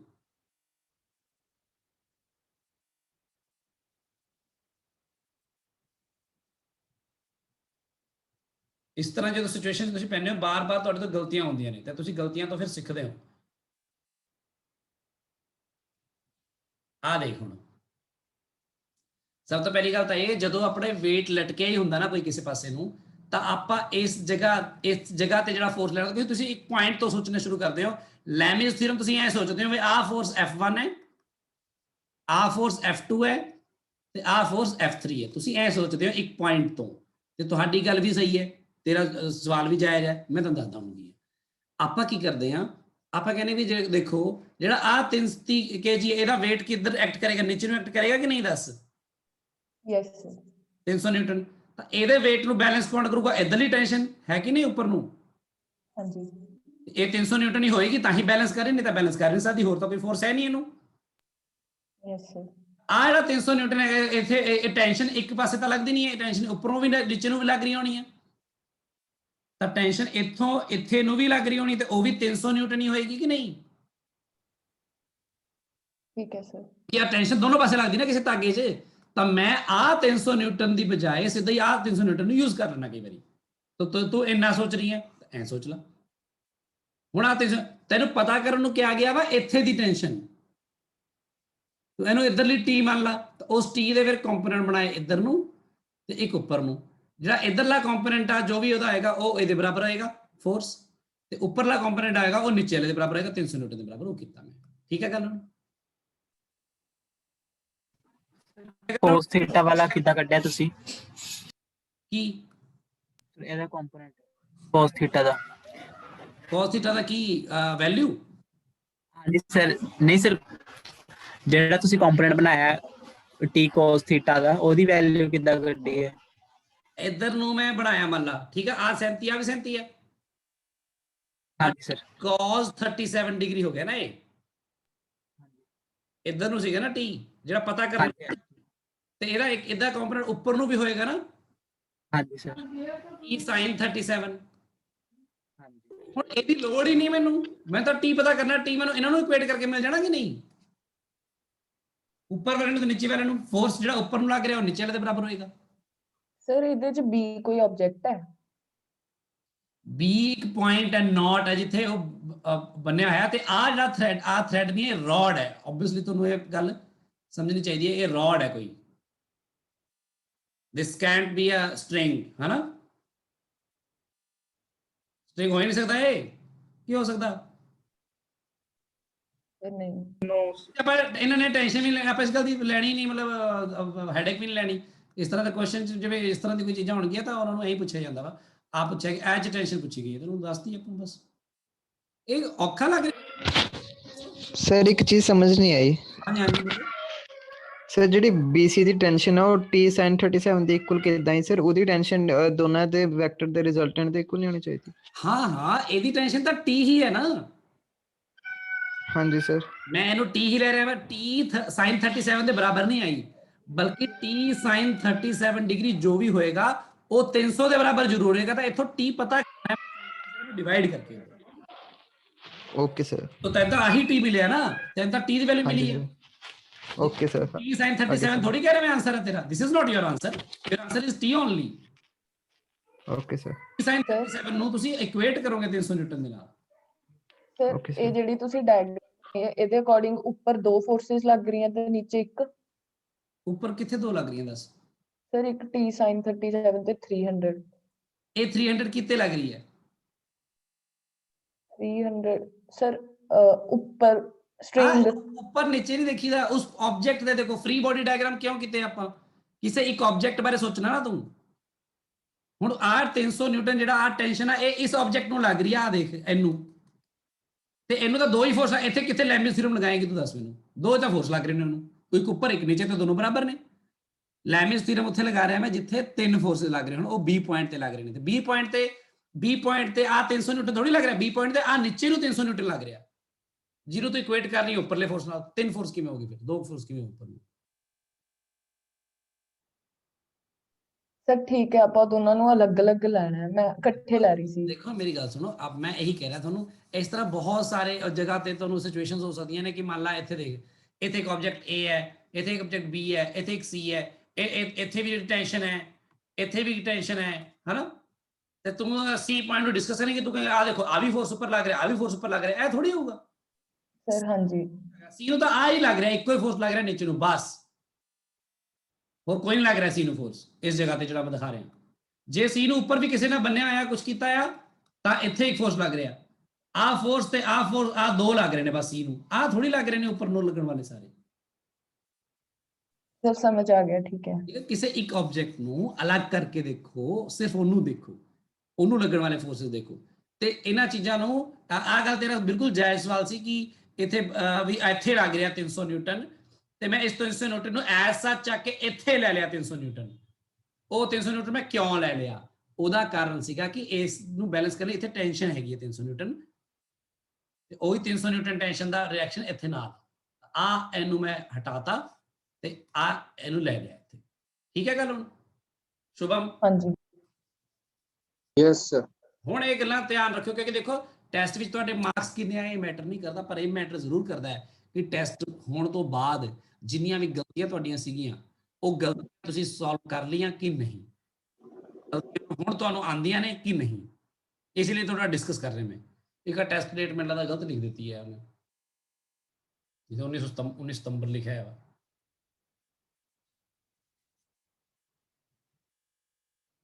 ਚਲੋ 8ਵਾਂ ਕੁਐਸਚਨ ਵੀ ਕਹਿ ਰਹੇ ਹੋ। ਹੁਣ ਤੁਹਾਡੇ ਇਸ ਤਰ੍ਹਾਂ ਦੀ ਸਿਮਿਲਰ ਪ੍ਰੋਬਲਮਸ ਹੋਣਗੀਆਂ ਬਹੁਤ ਸਾਰੀਆਂ, ਜਿਨ੍ਹਾਂ ਕਰਕੇ ਤੁਹਾਡੇ ਕੁਐਸਚਨ ਗਲਤ ਹੋਏ ਹੋਣਗੇ, ਜਿਨ੍ਹਾਂ ਕਰਕੇ ਤੁਹਾਡੀ ਪ੍ਰੋਬਲਮਸ ਹੋਈਆਂ ਹੋਣਗੀਆਂ। ਸੋ ਸਿਮਿਲਰ ਪ੍ਰੋਬਲਮਸ ਮੈਂ ਹੁਣ ਛੱਡ ਦੂੰਗਾ, ਇਹ ਬਸ ਇੱਕ ਕਰਾਉਂਗਾ, ਉਸ ਤੋਂ ਬਾਅਦ ਸਿਮਿਲਰ ਪ੍ਰੋਬਲਮ ਨਹੀਂ ਮੈਂ ਕਰਾਉਂਗਾ, ਤੁਹਾਨੂੰ ਆਪ ਕਰਨੀ ਚਾਹੀਦੀ ਹੁਣ। ਠੀਕ ਹੈ, ਦੁਬਾਰਾ ਟਰਾਈ ਕਰੋ।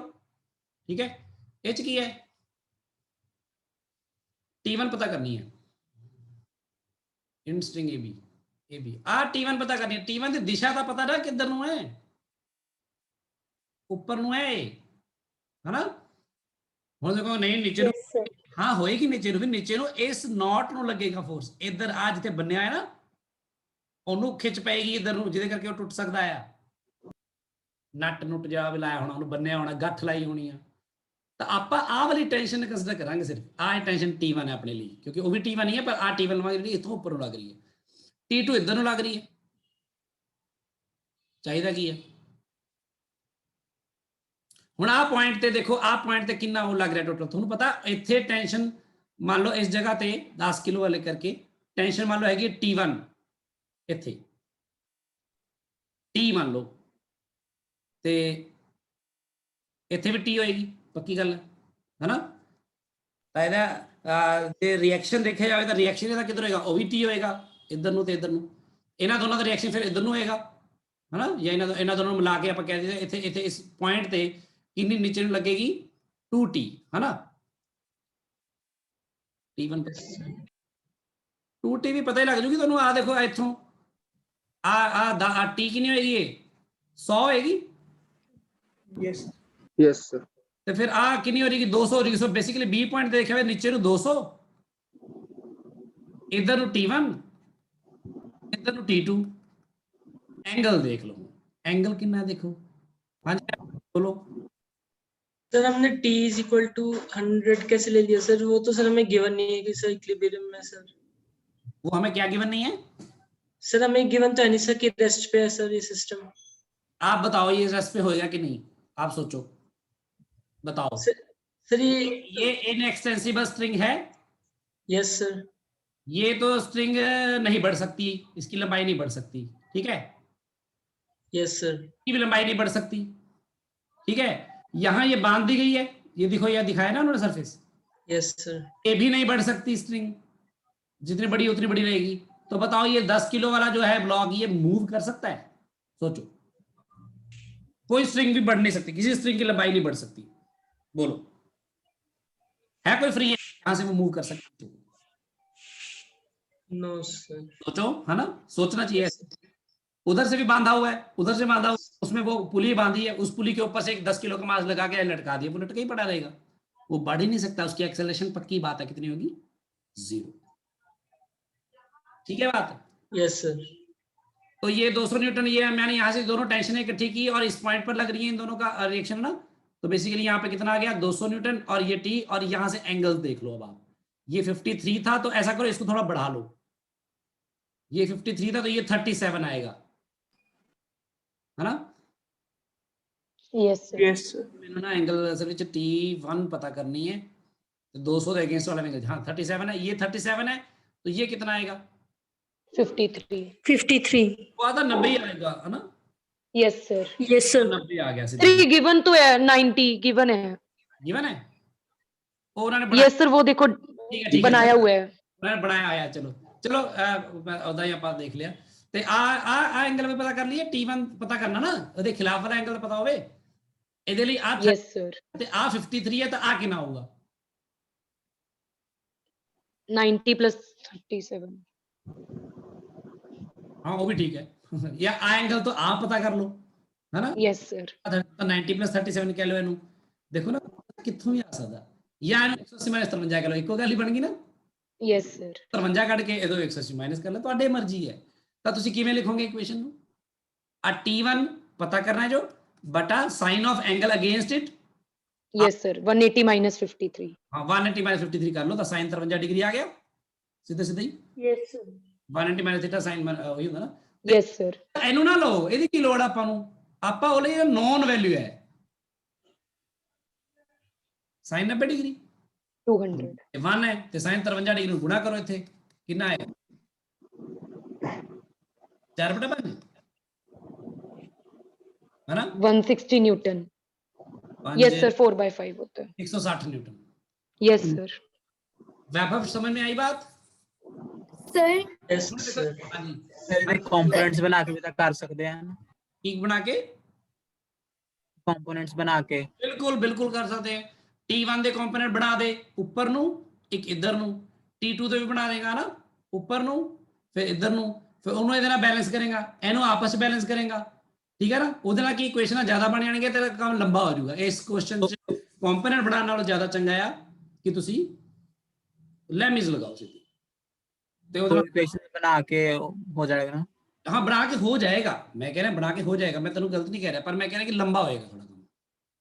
हाँ जी हिमानी कुछ बोल रही थी। सर मैं तो ये कह रही थी, जे ਆਪਾਂ ਕੱਲੇ T1 ਦੇ ਕੰਪੋਨੈਂਟ ਨਾ, ਇਹ ਫਿਰ ਤਾਂ ਗਲਤ ਹੋ ਜਾਏਗਾ ਆਪਣਾ ਆਨਸਰ, ਕਿਉਂਕਿ T2 ਵੀ ਲੱਗ ਰਿਹਾ ਉਹਨੂੰ ਬੈਲੈਂਸ ਕਰਨ ਲਈ, ਹੈ ਨਾ? हाँ तो फिर T2 भी नहीं पता सानू। ਹਾਂਜੀ ਸਰ, ਤਾਂ ਹੀ ਉਹ ਉਹੀ ਕਹਿ ਰਿਹਾ, ਫਿਰ ਕਾਫੀ ਹੋ ਉਹਦੇ ਲਈ ਜਾਏਗਾ। ਅਲੱਗ ਉਹਨੂੰ ਬੈਲੈਂਸਿੰਗ ਦੇ ਲਈ ਹੋਰ ਇਕੁਏਸ਼ਨਾਂ ਉੱਪਰ ਵੀ ਨੀਚੇ ਵਾਲੀ ਲੈਫਟ ਵਾਲੀ ਰਾਈਟ ਵਾਲੀ ਬਣਾ ਕੇ ਉਹਨਾਂ ਨੂੰ ਫਿਰ ਵੇਰੀਏਬਲ ਰਿਮੂਵ ਕਰਨਾ ਪੈਣਾ ਇੱਕ T2 ਨੂੰ remove ਹਾਂਜੀ ਹਾਂਜੀ T1 ਮਿਲੂਗਾ। वो तो कल आएगी, ठीक है? तो मैं कह रहा लंबा होएगा। हाँ जी गुरांश,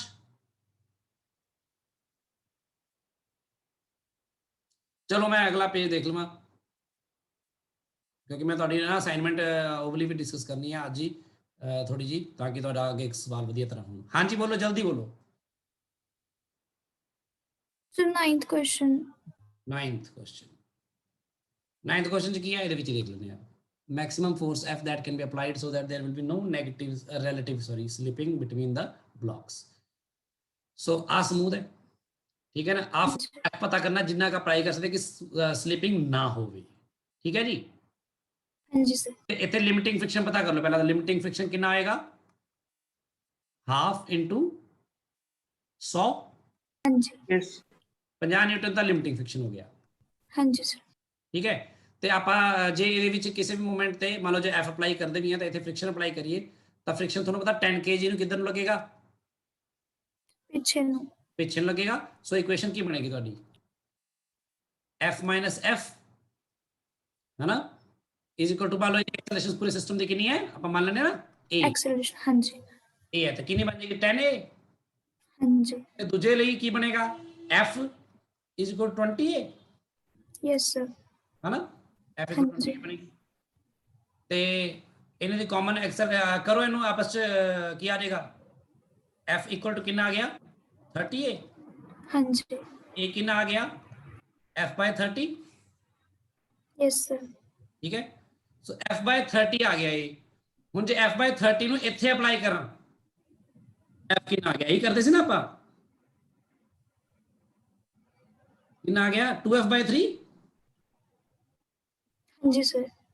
ਇਹ ਜਿਹੜਾ ਫ੍ਰਿਕਸ਼ਨ ਆਇਆ ਤੁਹਾਡਾ ਆ ਕਿੰਨਾ ਹੋ ਸਕਦਾ ਹੈ ਮੈਕਸਿਮਮ, ਤੁਸੀਂ ਆ ਦੱਸੋ ਬਸ, ਜਿਹਦੇ ਕੋਲ ਚੱਲ ਸਕਦਾ ਹੈ, ਨਹੀਂ ਤਾਂ ਉਹਨੇ ਤੁਰ ਪੈਣਾ, ਸਲੀਪਿੰਗ ਹੋ ਜਾਣੀ ਹੈ 50। 50। ਸੋ ਆ ਜਿਹੜਾ 2F/3 ਕਿੰਨਾ ਹੋਣਾ ਚਾਹੀਦਾ ਹੈ, ਹੈ ਨਾ। हाँ जी सर। ਤਾਂ ਬਸ ਆ ਗਿਆ ਫਿਰ 75 ਆ ਜਵਾਬ। ਬਹੁਤ ਧਿਆਨ ਨਾਲ ਦੇਖੋ, ਇਹਦੇ ਚ ਮੈਂ ਕੁਝ ਵੀ ਨਹੀਂ ਕੀਤਾ, ਬਸ ਇਹ ਚ ਵੇਰੀ ਤੇ ਤੁਹਾਨੂੰ ਇਸ ਤੋਂ ਪਹਿਲਾਂ ਮੈਂ ਸਵਾਲ ਕਰਾਏ ਸੀ ਇਸ ਤਰ੍ਹਾਂ ਦੇ। ਮੈਂ ਤੁਹਾਨੂੰ ਕੀ ਕਰਾਇਆ, ਸਭ ਤੋਂ ਪਹਿਲਾਂ ਕਹੇ ਲਿਮਿਟਿੰਗ ਫ੍ਰਿਕਸ਼ਨ ਪਤਾ ਕਰ ਲਓ, ਕਰ ਲਿਆ। ਫਿਰ ਤੁਸੀਂ ਆ ਪਤਾ ਕਰ ਲਓ, ਦੋ ਇਕੁਏਸ਼ਨ ਲਿਖ ਦੋ, ਲਿਖ ਲੀਆਂ। ਫਿਰ ਇਹ ਚ ਆਪਾਂ ਕੀ ਪਤਾ ਕਰਦੇ, ਐਕਸਲਰੇਸ਼ਨ ਪਤਾ ਕਰਦੇ ਸੀ, ਕਰ ਲਈ। ਐਕਸਲਰੇਸ਼ਨ ਕਾਮਨ ਨੂੰ ਪੁੱਟ ਕਰਦੇ ਸੀ ਤਾਂ F ਮਿਲਦਾ ਸੀ ਫ੍ਰਿਕਸ਼ਨ। ਫਿਰ ਜਦੋਂ ਇਹ ਫ੍ਰਿਕਸ਼ਨ ਲਿਮਿਟਿੰਗ ਫ੍ਰਿਕਸ਼ਨ ਤੋਂ ਜ਼ਿਆਦਾ ਹੁੰਦਾ ਸੀ ਤਾਂ ਆਪਾਂ ਕੀ ਕਹਿੰਦੇ ਸੀ, स्लिपिंग होएगी।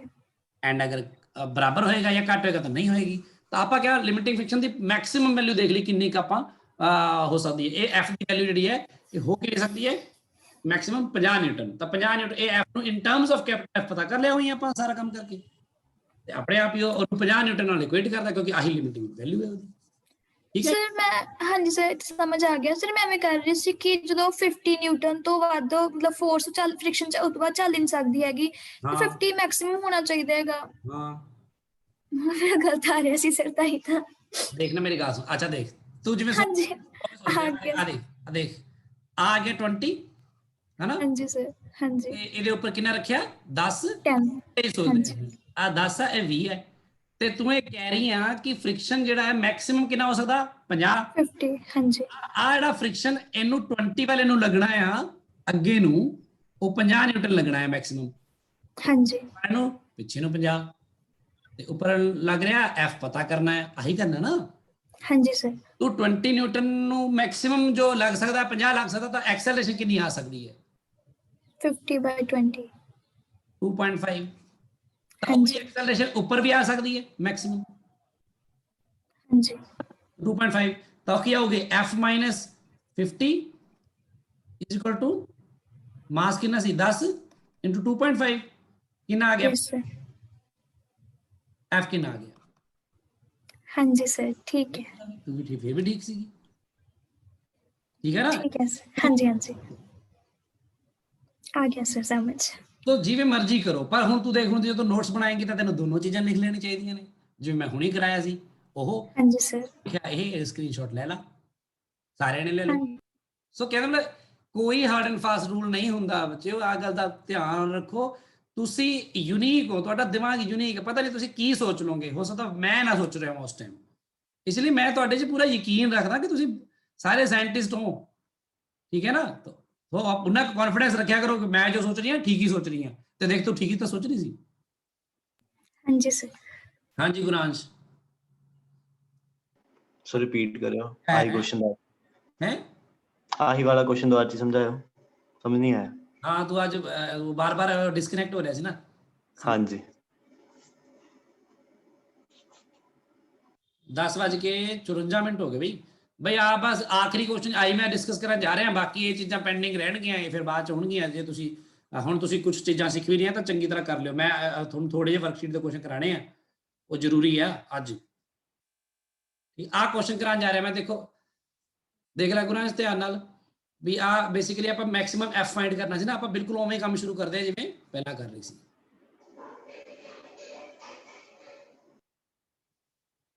ਆ 20 ਹੈ, ਇਹ 10 ਹੈ, ਠੀਕ ਹੈ।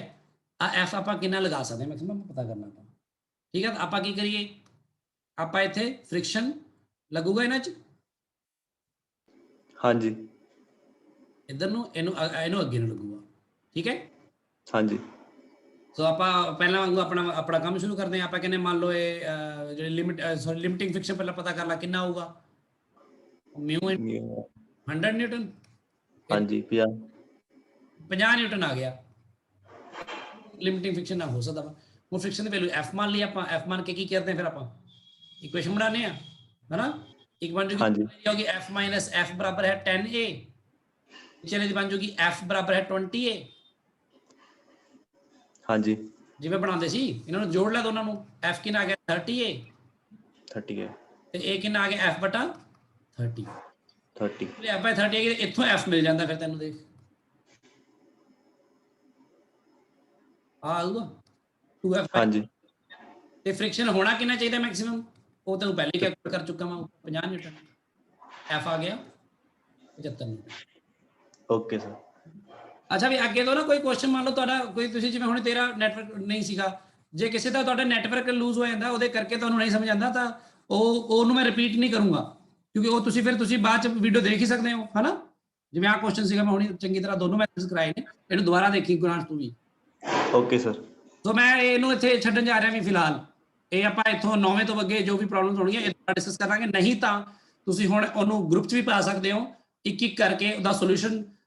ਨਾਨ ਮੈਡੀਕਲ ਗਰੁੱਪ ਵਿੱਚ ਜਿਹੜੇ ਬੱਚਿਆਂ ਨੇ ਕੀਤੇ ਹੋਏ ਨੇ ਕੁਐਸਚਨਸ, ਤੁਹਾਡੀ ਰਿਸਪੌਂਸਿਬਿਲਿਟੀ ਹੈ, ਤੁਸੀਂ ਉਹਦਾ ਸੋਲੂਸ਼ਨਸ ਪਾਓਗੇ ਵਿੱਚ। ਜਿਹੜਾ ਵੀ ਬੱਚਾ ਕੋਈ ਪੁੱਛੇਗਾ ਕੁਐਸਚਨ, ਮੈਡੀਕਲ ਵਾਲਿਆਂ ਬੱਚਿਆਂ ਵਿੱਚ ਵੀ ਤੁਸੀਂ ਜਿਹੜੇ ਬੱਚੇ ਹੈਗੇ ਜਿਹਨਾਂ ਨੇ ਕੀਤਾ ਆ, ਉਹਨਾਂ ਦੀ ਰਿਸਪੌਂਸਿਬਿਲਿਟੀ ਹੈ ਕਿ ਜਿਹੜਾ ਬੱਚਾ ਕੋਈ ਪੁੱਛ ਰਿਹਾ ਉਹਨੂੰ ਸੋਲੂਸ਼ਨ ਪਾ ਕੇ ਸਮਝਾਓਗੇ ਤੁਸੀਂ, ਤੁਹਾਡੀ ਰਿਸਪੌਂਸਿਬਿਲਿਟੀ ਹੈ।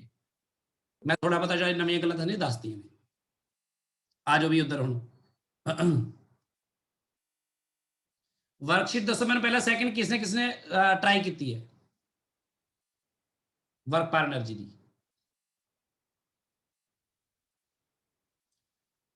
वैभव, ओजस, अनुराग, योगेश, तनिष, हो रहे हैं क्वेश्चन कुछ?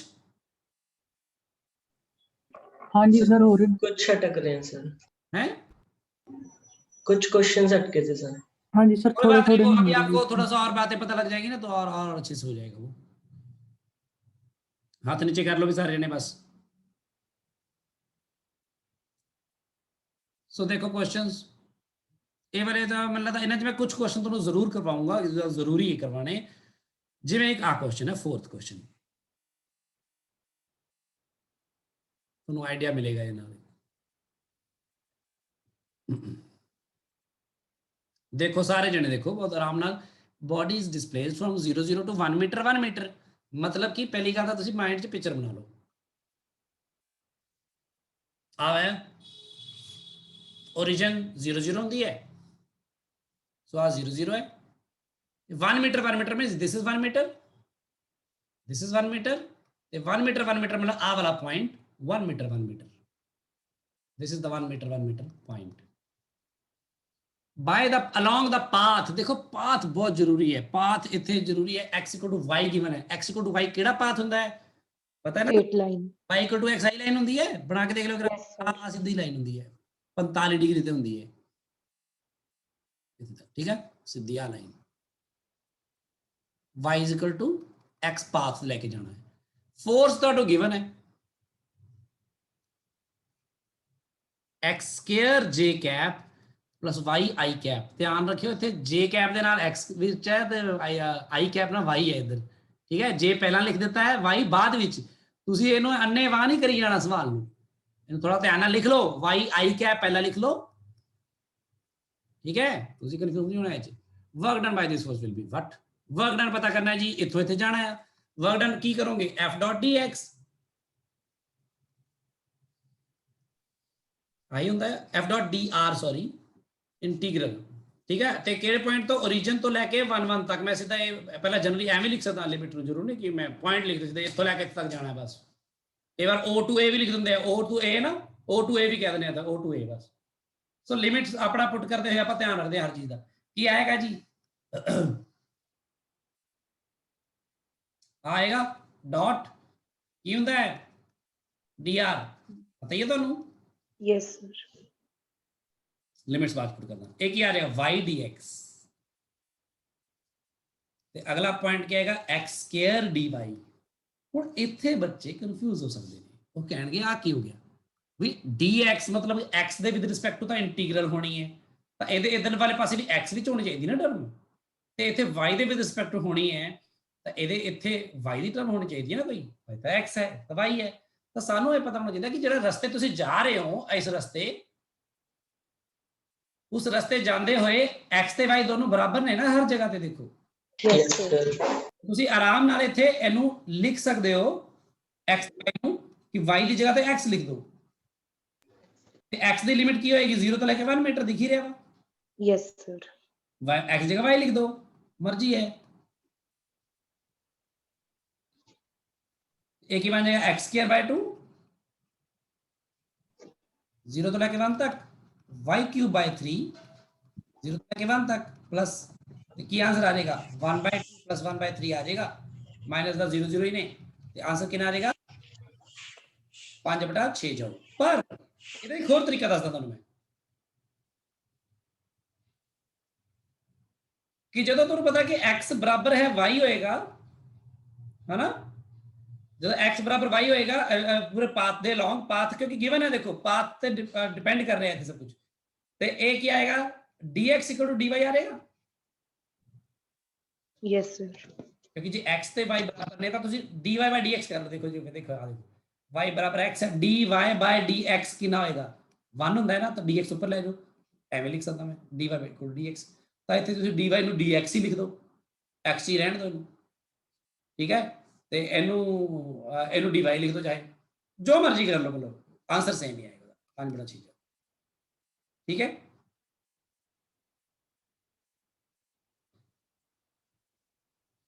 एक आप 5वां क्वेश्चन देखो, क्योंकि दोनों इंटीग्रल वाले जड़े आप क्वेश्चन तो फसने नहीं चाहिए, दोनों एक क्लियर होने चाहिए हमेशा।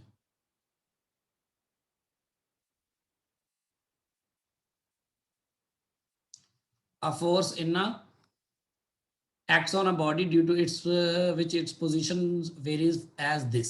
So position varies as this, सानू पता नहीं है पोजीशन कितनी, यानी पोजीशन वेक्टर सीधा गिवन नहीं है, पोजीशन वेरी कर दी इस तरह 2t² i cap minus 5j cap, आप पोजीशन इतना वेरी कर दी with respect to time. Work done by this force in initial 2 seconds is, initial 2 seconds which पता करना है आपा कि वर्क डन कितना आएगा। पहली गल तो तुसीं देखो ਇਹਦਾ ਇਨੀਸ਼ੀਅਲ ਤੇ ਫਾਈਨਲ ਪੋਜੀਸ਼ਨ ਪਤਾ ਕਰ ਸਕਦੇ ਹੋ, अगर t ਨੂੰ 0 पुट कर दो तो ਤੁਹਾਨੂੰ इनिशियल पोजीशन आ जाएगी, ਕੀ आ जाएगी -5j cap। अगर t ਨੂੰ 2 पुट कर दो तो फाइनल पोजीशन भी आ जाएगी,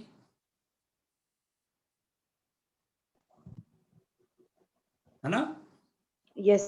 डिस्प्लेसमेंट तो फाइंड कर ही सकते हो in final position minus initial position करके, है ना, ये आ जाएगी 8i cap। 8i cap but ਇਹਦਾ ਮੈਂ ਕਿਵੇਂ ਵਰਕ ਡਨ ਪਤਾ ਕਰਾਂ? ਵਰਕ ਡਨ ਪਤਾ ਕਰਨਾ ਹੈ ਮੈਂ ਪਹਿਲੇ 2 ਸੈਕਿੰਡ ਦੇ ਵਿੱਚ, ਤੇ ਫੋਰਸ ਜਿਹੜਾ ਹੈ ਆਪਣਾ ਫੋਰਸ ਵੀ वेरी कर रहा है टाइम ਦੇ ਨਾਲ ਨਾਲ, फोर्स इज नॉट कांस्टेंट, है ना। तो इस तरह जिस तरह मैं कर रहे हैं ये तो मैं टोटल डिस्प्लेसमेंट पता कर ली है, पर पूरी डिस्प्लेसमेंट के दौरान फोर्स कांस्टेंट नहीं सी, बल्कि फोर्स वेरी कर रहा है, force was varying with time not distance. अगर फोर्स डिस्टेंस ना सॉरी टाइम ना वेरी कर रहा तो की करना चाहिए? देखो देखो वर्क डन का फार्मूला देखो, ਤੁਹਾਡਾ वर्क डन फार्मूला ਹੁੰਦਾ f डॉट, अगर x या ਉਹਦੀ डायरेक्शन ਚ f डॉट dr ਕਹਿ ਦਿੰਦੇ ਆਪਾਂ, है ना, स्मॉल पोजीशन वेक्टर हो गया dr, ਤੇ इंटीग्रल ऐ करते हैं ਆਪਾਂ। ਤੇ अगर फोर्स वेरी कर रहे विद डिस्प्लेसमेंट तो आप f ਨੂੰ इन टर्म्स ऑफ r लिखते हैं या x और y और जो भी है, तो डॉट प्रोडक्ट dr ना करके थे r दी लिमिट्स पुट करते हैं r1 तो r2, है ना। पर अगर फोर्स वेरी कर रहा है with time not displacement, then की किया जा सकता है, देन ये किया जा सकता है फोर्स डॉट जो डी आर है या डी एस कह दिए, पर जो मर्जी कह लो, उन्होंने बटा डी टी करके इंटू डी टी कर दवा। Yes sir. ਇਹਦੇ ਨਾਲ सब कुछ टाइम च नहीं आ रहेगा, देखो है ना, by D T to D T आ सारा टाइम भी आ जाएगा, ਤੇ ਆ ਟਾਈਮ ਦੀ ਲਿਮਿਟ ਸਿੱਧੇ 0 ਤੋਂ 2 ਸੈਕਿੰਡ ਕਹੀ ਵੀ ਤਾਂ ਹੈ ਉਹਨਾਂ ਨੇ। Yes sir. ਆਹ ਦੇਖੋ ਦਿਮਾਗ ਇੱਥੇ ਲਗਾਇਆ ਕਰੋ, ਠੀਕ ਹੈ, ਤੁੱਕਾ ਨਹੀਂ ਲਗਾਣਾ ਕੋਈ। ਇਸ ਲਈ ਮੈਂ ਤਾਂ ਤੁਹਾਨੂੰ ਬਸ ਦਿਖਾ ਰਿਹਾ ਸੀ ਕਿ ਇਦਾਂ ਇਦਾਂ ਫਸ ਜਾਾਂਗੇ, ਫਿਰ ਕੀ ਕਰਾਂਗੇ, ਠੀਕ ਹੈ। ਹੁਣ ਦੇਖੋ ਧਿਆਨ ਨਾਲ ਕੰਮ ਕੀ ਕਰਨਾ। Force is given to you 3t I cap plus 5 j cap, and displacement या position is given to you 2t square I cap minus 5 j cap. So now अगर मैं वर्क डन की गल करा, वो आएगा f dot ds, है ना, चेंज इन पोजीशन इंटीग्रल। सो मैं की किया, देखो टाइम सब कुछ टाइम टाइम से चल रहा सी, मैं क्या करो बटा dt करो इंटू dt करो, ਤੇ ਡੈਰੀਵੇਟਿਵ ਜੋ ਕਰਦੇ ਨਾ i j k cap ਉੱਥੇ ਹੀ ਰਹਿਣਗੇ, ਉਹਨਾਂ ਨੂੰ ਟੈਨਸ਼ਨ ਨਹੀਂ ਲੈਣੀ ਕੋਈ। ਫੋਰਸ ਕਿੰਨਾ ਹੈ ਦੱਸੋ? 3t I cap plus 5 j cap। ਠੀਕ ਹੈ, ਡਾਟ ds by dt ਕਿੱਥੋਂ ਆਏਗਾ? ਆ ਇੱਥੋਂ ਹੀ ਤਾਂ ਆ ਜਾਏਗਾ ds by dt, ਕੀ ਔਖਾ ਹੈ ਨਾ? Yes sir. Yes sir. Derivative ਕਰਨਾ ਹੈ, 2t ਸਕੁਅਰ ਦਾ ਡੈਰੀਵੇਟਿਵ ਕੀ ਆਏਗਾ? 4t ਆ ਜਾਏਗਾ। 4t I cap 5 ਦਾ ਡੈਰੀਵੇਟਿਵ ਕੀ ਹੁੰਦਾ ਹੈ? 0। ਕੱਢ ਦੋ 4t I cap only, yes ਤੇ ਨਾਲ dt, ਤੇ ਟਾਈਮ ਦੀ ਲਿਮਿਟ ਪੁੱਟ ਕਰਦਾ ਹੁਣ 0 ਤੋਂ 2 ਸੈਕਿੰਡ, ਕਿੰਨਾ ਸੌਖਾ ਹੈ। ਤੇ ਇੱਥੇ ਵੀ ਜੋ ਡਾਟ ਪ੍ਰੋਡਕਟ ਕਰੋਗੇ ਤਾਂ i cap ਨਾਲ i cap ਯਾਨੀ ਕਿ 4 ਤੀ ਹੈ 12 12t square t square dt, ਉਹ j ਵਾਲਾ ਛੱਡ ਦੋ ਤੇ i j cap ਵੀ ਗਾਇਬ ਹੋ ਗਏ। ਕਿੰਨਾ ਸੌਖਾ ਸਵਾਲ ਬਣ ਗਿਆ। ਦੋ t ਸਕੁਅਰ ਦਾ ਆ ਜਾਊਗਾ t ਕਿਊਬ ਬਟਾ 3, ਲਿਮਿਟ ਆਏਗੀ 0 ਤੋਂ ਲੈ ਕੇ 2 ਤੱਕ। 2 ਕਿੰਨਾ ਆ ਜਾਏਗਾ 12 ਤੇ 2 ਨੂੰ 4 ਨੂੰ 8 ਬਟਾ 3, ਬਸ ਮਾਈਨਸ 0 ਹੀ ਹੋ ਜਾਏਗਾ। ਉਹ 3 ਚੌਕੇ 12, 4 8 32 ਜੂਲ ਆਨਸਰ। ਇੱਥੇ ਸੀਗੀ ਗੱਲ ਸਮਝਣ ਵਾਲੀ ਕਿ ਤੁਸੀਂ ਇੰਟੀਗਰਲਸ ਨੂੰ ਕੋਈ ਹਾਰਡ ਐਂਡ ਫਾਸਟ ਉਵੇਂ ਨਹੀਂ ਲੈ ਕੇ ਜਾਣਾ, ਵੇਰੀਏਬਲ ਬਦਲ ਸਕਦੇ ਹੋ, ਬਦਲ ਦਿਆ ਕਰੋ। ਹਾਂਜੀ ਸਰ ਇੱਥੇ ਆਪਾਂ ਇੱਕ ਮਿੰਟ ਹਿਮਾਨੀ, ਪਹਿਲਾਂ ਗੁਰਾਂਸ਼ ਨੂੰ ਪੁੱਛੋ। ਗੁਰਾਂਸ਼ ਬੋਲੋ। ਸਰ ਮੇਰਾ ਇਸ ਕੁਐਸਚਨ ਲੈਫਟ ਤੁਸੀਂ ਆ ਸਾਈਡ ਤੇ ਲਿਖਿਆ ਨਾ f force r dot dr, sir ਇਹ r f ਦੇ ਨਾਲ ਆਪਾਂ ਕਿੱਦਾਂ ਲਗਾ ਲੈਂਦੇ ਆ? ਇਹ ਐਕਚੁਅਲੀ ਫੋਰਸ ਅਗਰ ਵੇਰੀ ਕਰ ਰਿਹਾ ਉਹਦੇ ਨਾਲ, ਜਿਵੇਂ ਆਪਾਂ ਪਤਾ ਗੱਲ, ਮੇਰੀ ਗੱਲ ਸੁਣ, ਮੈਂ ਦੱਸਦਾ ਕਿੱਦਾਂ ਲਗਾ ਲੈਣੇ ਆ। ਮੇਰੀ ਗੱਲ ਨੂੰ ਬਹੁਤ ਧਿਆਨ ਨਾਲ ਸੁਣੋ ਸਾਰੇ ਜਣੇ। ਜਿਵੇਂ ਡਿਸਪਲੇਸਮੈਂਟ ਹੈ, ਡਿਸਪਲੇਸਮੈਂਟ ਨੂੰ ਆਪਾਂ s ਲਿਖ ਦਿੰਦੇ ਆ ਨਾ, ਹਾਂਜੀ ਸਰ, ਹੈਨਾ, ਤੇ ਇਸੇ ਡਿਸਪਲੇਸਮੈਂਟ ਨੂੰ ਫੰਕਸ਼ਨਲ ਫਾਰਮ ਚ ਆਪਾਂ s ਦੇ ਨਾਲ ਬ੍ਰੈਕਟ ਚ t ਲਿਖ ਦਈਏ, ਤੇ ਇਹਦਾ ਮਤਲਬ ਸਿਰਫ ਇਹ ਹੁੰਦਾ ਹੈ ਕਿ ਇਹ ਆਪਾਂ ਇੱਕ ਸਿੰਬਲ ਦੇ ਰਹੇ ਹਾਂ ਕਿ ਆ ਜਿਹੜੀ ਡਿਸਪਲੇਸਮੈਂਟ ਹੈ ਨਾ, ਇਹ ਟਾਈਮ ਦੇ ਨਾਲ ਬਦਲ ਰਹੀ ਹੈ, ਚੇਂਜ ਹੋ ਰਹੀ ਹੈ। ਬਸ ਇਹਦਾ ਮਤਲਬ ਸਿਰਫ ਇਹ ਹੁੰਦਾ ਹੈ। ਕਈ ਲੋਕ ਫਿਜ਼ਿਕਸ ਦੇ ਵਿੱਚ f ਲਿਖ ਦਿੰਦੇ ਨੇ, f ਡਾਟ dx ਜਾਂ dr, ਹਨਾ, ਇੰਟੀਗਰਲ। ਤਾਂ ਕਈ ਲੋਕ ਕੀ ਕਰਦੇ ਨੇ ਕਿ ਆ f ਦੇ ਨਾਲ ਬ੍ਰੈਕਟ ਚ r ਲਿਖ ਦਿੰਦੇ ਨੇ, ਜਿਹਦੇ ਨਾਲ ਉਹ ਇਹ ਦੱਸ ਸਕਣ ਕਿ ਜਿਹੜਾ ਤੁਹਾਡਾ ਫੋਰਸ ਹੈ ਉਹ ਜਿਵੇਂ ਜਿਵੇਂ ਡਿਸਪਲੇਸਮੈਂਟ ਵਧੇਗੀ ਅੱਗੇ, ਹਨਾ, ਉਹਦੇ ਨਾਲ ਫੋਰਸ ਬਦਲ ਰਿਹਾ। ਪਰ ਬਦਲ ਕਿਵੇਂ ਰਿਹਾ ਇਹ ਨਹੀਂ ਪਤਾ, ਇਹ ਤਾਂ ਦੱਸਦੇ ਨੇ ਉਹ। ਤੇ ਜੇ ਮੈਂ ਇਸੇ f ਦੇ ਨਾਲ ਇੱਥੇ ਬ੍ਰੈਕਟ ਚ t ਲਿਖ ਦਵਾਂ ਤਾਂ ਇਹਦਾ ਮਤਲਬ ਕੀ ਹੈ? ਟਾਈਮ ਦੇ ਨਾਲ ਬਦਲ ਰਿਹਾ, ਟਾਈਮ ਨਾਲ ਬਦਲ ਰਿਹਾ। ਹੁਣ ਆ ਜਿਹੜਾ f ਹੈ, ਇਸ ਨੂੰ ਮੈਂ f ਲਿਖਿਆ ਇਹਨਾਂ ਨੇ, ਮੈਂ ਇਹਨੂੰ ਚਾਹਾਂ ਤਾਂ ਮੈਂ f ਕੋਮਾ ਬ੍ਰੈਕਟ ਚ t ਵੀ ਲਿਖ ਸਕਦਾ ਹਾਂ। ਠੀਕ ਹੈ ਸਰ। ਆਹ ਜਿਹੜੀ ਚੀਜ਼ ਹੈ, ਇਸ ਨੂੰ ਮੈਂ s of t ਵੀ ਲਿਖ ਸਕਦਾ ਹਾਂ। ਸਿਰਫ ਇਹ t ਨਾਲ ਗੁਣਾ ਨਹੀਂ ਕਰ ਰਿਹਾ ਮੈਂ ਉਹਨੂੰ ਬ੍ਰੈਕਟ ਪਾ ਕੇ, ਇਹ ਸਿਰਫ ਮੈਂ ਇਹ ਸਿੰਬੋਲਿਕਲੀ ਦੱਸ ਰਿਹਾ ਹਾਂ ਕਿ ਆਹ ਜਿਹੜਾ ਡਿਸਪਲੇਸਮੈਂਟ ਹੈ ਇਹ ਟਾਈਮ ਦੇ ਨਾਲ ਬਦਲ ਰਿਹਾ ਹੈ। ਠੀਕ ਹੈ ਗੱਲ? ਹਾਂਜੀ ਹਿਮਾਨੀ। ਸਰ ਹਾਂਜੀ, ਇੱਥੇ ਆਪਾਂ ਪਹਿਲਾਂ ds ਨੂੰ ਇੰਟੀਗ੍ਰੇਟ ਕੀਤਾ, ਫਿਰ ਡਾਟ ਪ੍ਰੋਡਕਟ ਕੀਤਾ। ਸਰ ਪਹਿਲਾਂ ਆਪਾਂ ਡਾਟ ਪ੍ਰੋਡਕਟ ਨਹੀਂ ਕਰ ਸਕਦੇ f ਤੇ ds? ਜੇ ਪਹਿਲਾਂ f ਤੇ s ਦਾ ds ਦਾ ਕਿਵੇਂ ਕਰੀਏ? ਤਾਂ s ਅਗਲਾ ds ਦਾ ਨੀਚੇ ਸਿਰਫ dt ਲੈ ਲਿਆ ਆ ਵਾਲੇ। ਹਾਂਜੀ ਹਾਂਜੀ, ਕੀ ਕਰਨਾ ਚਾਹਨੀ ਹੈ ਪਹਿਲਾਂ?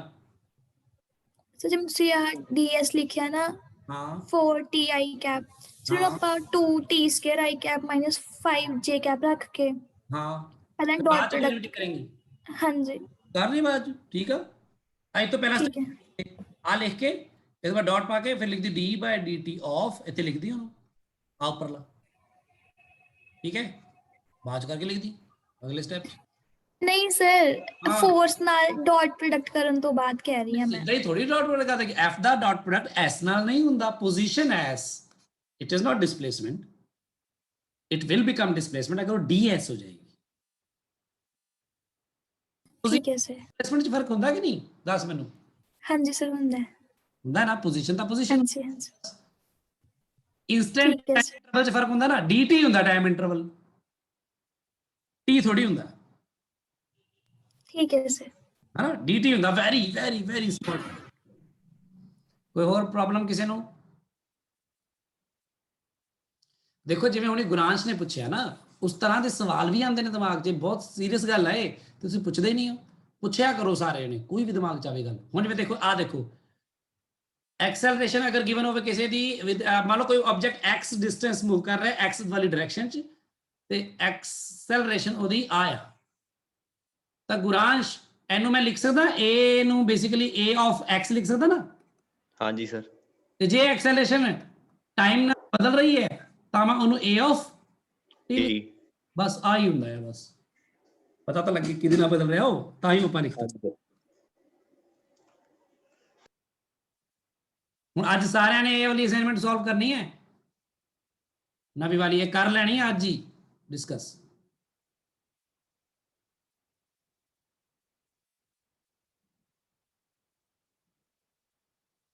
ਉਹ ਕਈਆਂ ਦੇ ਸੋਲੂਸ਼ਨ ਨਹੀਂ ਦਿੱਤੇ ਇਹਦੇ ਵਿੱਚ।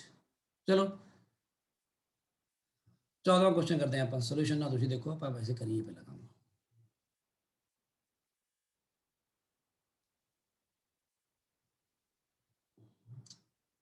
ਤੁਸੀਂ ਆਪ ਦੇ ਹਿਸਾਬ ਨਾਲ ਚੱਲਿਓ। ਚਲੋ ਜੀ, a body of mass 2 kg is kept on a rough horizontal surface as shown in figure. Find the work done by the frictional force in the time interval 0 ਤੋਂ ਲੈ ਕੇ 5 ਸੈਕਿੰਡ ਤੱਕ। ਸੋ 0 ਤੋਂ ਲੈ ਕੇ 5 ਸੈਕਿੰਡ ਤੱਕ ਜਦੋਂ ਇਦਾਂ ਦੇ ਸਵਾਲ ਪਹਿਲਾਂ ਵੀ ਆਏ ਸੀ, ਪਿਛਲੀ ਵਰਕਸ਼ੀਟ 'ਚ ਵੀ ਆਏ ਸੀ, ਆਪਾਂ ਕੀ ਕਰਦੇ ਸੀ, ਪਹਿਲਾਂ ਬੋਡੀ ਦੀ ਐਕਸੈਲਰੇਸ਼ਨ ਪਤਾ ਕਰਦੇ ਹਾਂ, ਫਿਰ ਦੇਖਦੇ ਹਾਂ ਕਿ ਉਹ ਜੋ ਇਨੀਸ਼ੀਅਲੀ ਰੈਸਟ ਤੋਂ ਸਟਾਰਟ ਕਰਦੀ ਹੈ s = ut + ½ at ਸਕੁਅਰ ਕਰਦਾ, ਉਹ ਸਭ ਕਰ ਦਿੰਦੇ ਆਪਾਂ, ਹੈ ਨਾ। ਐਕਸੈਲਰੇਸ਼ਨ ਪਤਾ ਕਰਨ ਲਈ ਫ੍ਰੀ ਬੋਡੀ ਡਾਇਗਰਾਮ ਬਣਾਉਂਦੇ ਆ, ਉਹਦਾ ਦੇਖੀਏ ਕਿੰਨਾ ਫੋਰਸ ਲੱਗਦਾ ਹੈ। ਆਪਾਂ ਇਹੀ ਕਰਨ ਜਾ ਰਹੇ ਹਾਂ ਇੱਥੇ ਵੀ। 2 kg ਤੇ ਬਲੌਕ ਹੈ, ਤੁਸੀਂ ਦੱਸੋ 2 kg ਬਲੌਕ ਤੇ ਕਿਹੜੇ ਕਿਹੜੇ ਫੋਰਸਿਸ ਐਕਟ ਕਰ ਰਹੇ ਨੇ। ਇੱਕ ਤਾਂ ਇਹਦਾ weight ਹੈ ਜੀ, ਹਾਂ ਯੈਸ ਸਰ। ਤੇ ਆ 10 ਨਿਊਟਨ ਵੀ ਇਹਨੂੰ ਲੱਗਣ ਲੱਗ ਗਿਆ, ਐਕਸਟਰਾ ਉਹਨਾਂ ਲਾਇਆ ਹੈ ਨੀਚੇ ਨੂੰ, ਹਨਾ, ਜਿਹੜਾ ਉੱਪਰ ਦਿਖ ਰਿਹਾ। Yes sir. ਤਾਂ ਮੈਨੂੰ ਇਹਨੂੰ ਐ ਬਣਾਉਣਾ ਚਾਹੀਦਾ, ਦੇਖੋ ਡਾਇਗਰਾਮ ਐਵੇਂ ਕਨਫਿਊਜ਼ ਹੁੰਦੇ ਬੱਚੇ ਇੱਕ ਵਾਰੀ। ਇਹਦਾ ਬਣਾਤਾ 10 ਨਿਊਟਨ ਫੋਰਸ ਨੀਚੇ ਨੂੰ, 2 kg ਦਾ ਇਹ ਆਬਜੈਕਟ ਹੈ, ਤੇ ਇਸੇ ਦਾ weight ਲੱਗ ਰਿਹਾ 20 ਨਿਊਟਨ, ਤੇ ਇੱਕ ਫੋਰਸ ਲੱਗ ਰਿਹਾ ਵਾਲਾ ਦੇਖੋ 10 ਨਿਊਟਨ ਇਧਰ ਨੂੰ, ਤਾਂ ਇਹਦਾ ਇੱਕ ਕੰਪੋਨੈਂਟ ਇਧਰ ਹੋਏਗਾ 10 cos 30 degree. 30 yes sir. 10 cos 30 degree ਕਿੰਨਾ ਹੁੰਦਾ, 5√3 ਆ ਜਾਊਗਾ। √3 ਬਟਾ 2, 5√3 ਯੈਸ ਸਰ। ਨਿਊਟਨ। ਇਹਦਾ ਉੱਪਰ ਨੂੰ ਵੀ ਲੱਗੂਗਾ 10 cos sin 30। ਹਾਂ, ਤਾਂ ਉੱਪਰ ਨੂੰ ਲੱਗਣ ਵਾਲਾ ਫੋਰਸ ਕਿੰਨਾ ਆ ਗਿਆ, 5 ਨਿਊਟਨ। 5 ਨਿਊਟਨ ਲੱਗ ਗਏ ਨਾ ਸਾਰੇ ਫੋਰਸ, ਇੱਕ ਫ੍ਰਿਕਸ਼ਨ ਰਹਿ ਗਿਆ, ਫ੍ਰਿਕਸ਼ਨ, ਤੇ ਇਧਰ ਨੂੰ 5√3 ਆ ਆਬਜੈਕਟ ਦੀ ਸਿਚੁਏਸ਼ਨ। ਤਾਂ ਫ੍ਰਿਕਸ਼ਨ ਪਤਾ ਕਰ ਲਓ ਨਾ, ਕਿਉਂਕਿ ਮਿਊ ਵੀ ਗਿਵਨ ਹੈ। Yes sir. ਪਤਾ ਕਰ ਲਓ, ਇਹਦੀ ਨਾਰਮਲ ਰਿਐਕਸ਼ਨ ਵੀ ਤਾਂ ਦਿਖਾਣੀ ਹੈ, ਸੱਚ ਮੈਂ ਦਿਖਾਈ ਨਹੀਂ ਹਲੇ ਨਾਰਮਲ ਰਿਐਕਸ਼ਨ। Yes sir. ਉਹ ਤਾਂ ਲੱਗਣੀ ਹੈ। ਤਾਂ ਨਾਰਮਲ ਰਿਐਕਸ਼ਨ ਕਿੰਨੀ ਹੋਏਗੀ, ਦੇਖੋ 30 ਨਿਊਟਨ ਨੀਚੇ ਹੋ ਗਿਆ ਟੋਟਲ। Yes sir. 25 ਨਿਊਟਨ ਦੀ ਹੋਗੀ, ਤਾਂ ਫਿਰ ਆ ਫ੍ਰਿਕਸ਼ਨ ਕਿੰਨਾ ਆਏਗਾ, ਮਿਊ ਕਿੰਨਾ ਹੈ 0.5। 25 ਦਾ ਬਟਾ 2 ਹੋ ਗਿਆ 12.5। Yes sir. 12.5 ਨਿਊਟਨ ਤਾਂ ਲਿਮਿਟਿੰਗ ਫ੍ਰਿਕਸ਼ਨ ਹੈ, ਤੇ ਅੱਗੇ ਚੱਲੂਗਾ ਇਹ ਨਹੀਂ ਸਰ। ਅੱਗੇ ਨੋ ਸਰ। ਇਹਨੇ ਚੱਲਣਾ ਹੀ ਨਹੀਂ ਹੈ, ਜੇ ਚੱਲਣਾ ਹੀ ਨਹੀਂ ਹੈ ਤਾਂ ਫਿਰ ਤੁਹਾਡਾ ਵਰਕ ਡਨ ਹੋਣਾ ਹੀ ਨਹੀਂ ਹੈ, ਫਿਰ ਆਨਸਰ ਕੀ ਹੈ, 0। ਅੱਛਾ ਹੁਣ ਮੈਨੂੰ ਇਹ ਦੱਸੋ ਗੁਰਾਂਸ਼, ਹਾਂਜੀ ਸਰ। ਫ੍ਰਿਕਸ਼ਨ ਲੱਗ ਕਿੰਨੀ ਰਹੀ ਹੈ ਇਸ ਟਾਈਮ ਇਸ ਬਲੌਕ ਤੇ, ਸਰ 5√3 ਨਿਊਟਨ ਫ੍ਰਿਕਸ਼ਨ, ਹਨਾ। ਹਾਂਜੀ। ਹਾਂ ਠੀਕ ਹੈ, ਵੈਰੀ ਗੁੱਡ, ਬਸ ਆਹੀ ਸੋਚਣਾ ਮੈਂ ਕਿਹਾ 12.5 ਨਾ ਕਹਿ ਦੀ ਕਿਤੇ, ਨਹੀਂ ਸਰ। ਤਾਂ ਉਹਦੀ ਮੈਕਸਿਮਮ ਫ੍ਰਿਕਸ਼ਨ ਹੈ ਜੋ ਲੱਗੇਗੀ ਜੇ ਉਹਨੂੰ 12.5 ਤੱਕ ਦਾ ਵੀ ਲਗਾਤਾ ਤੁਸੀਂ, ਉਹਨੇ ਤੁਰਨਾ ਨਹੀਂਗਾ।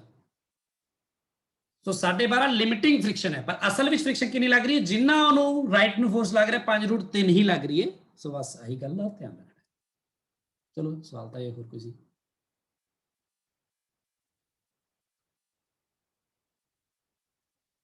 ਸਟ੍ਰਿੰਗ ਬਾਰੇ ਕਰੀਏ, ਕੱਲ ਕੀਤਾ ਹੈ ਆਪਾਂ।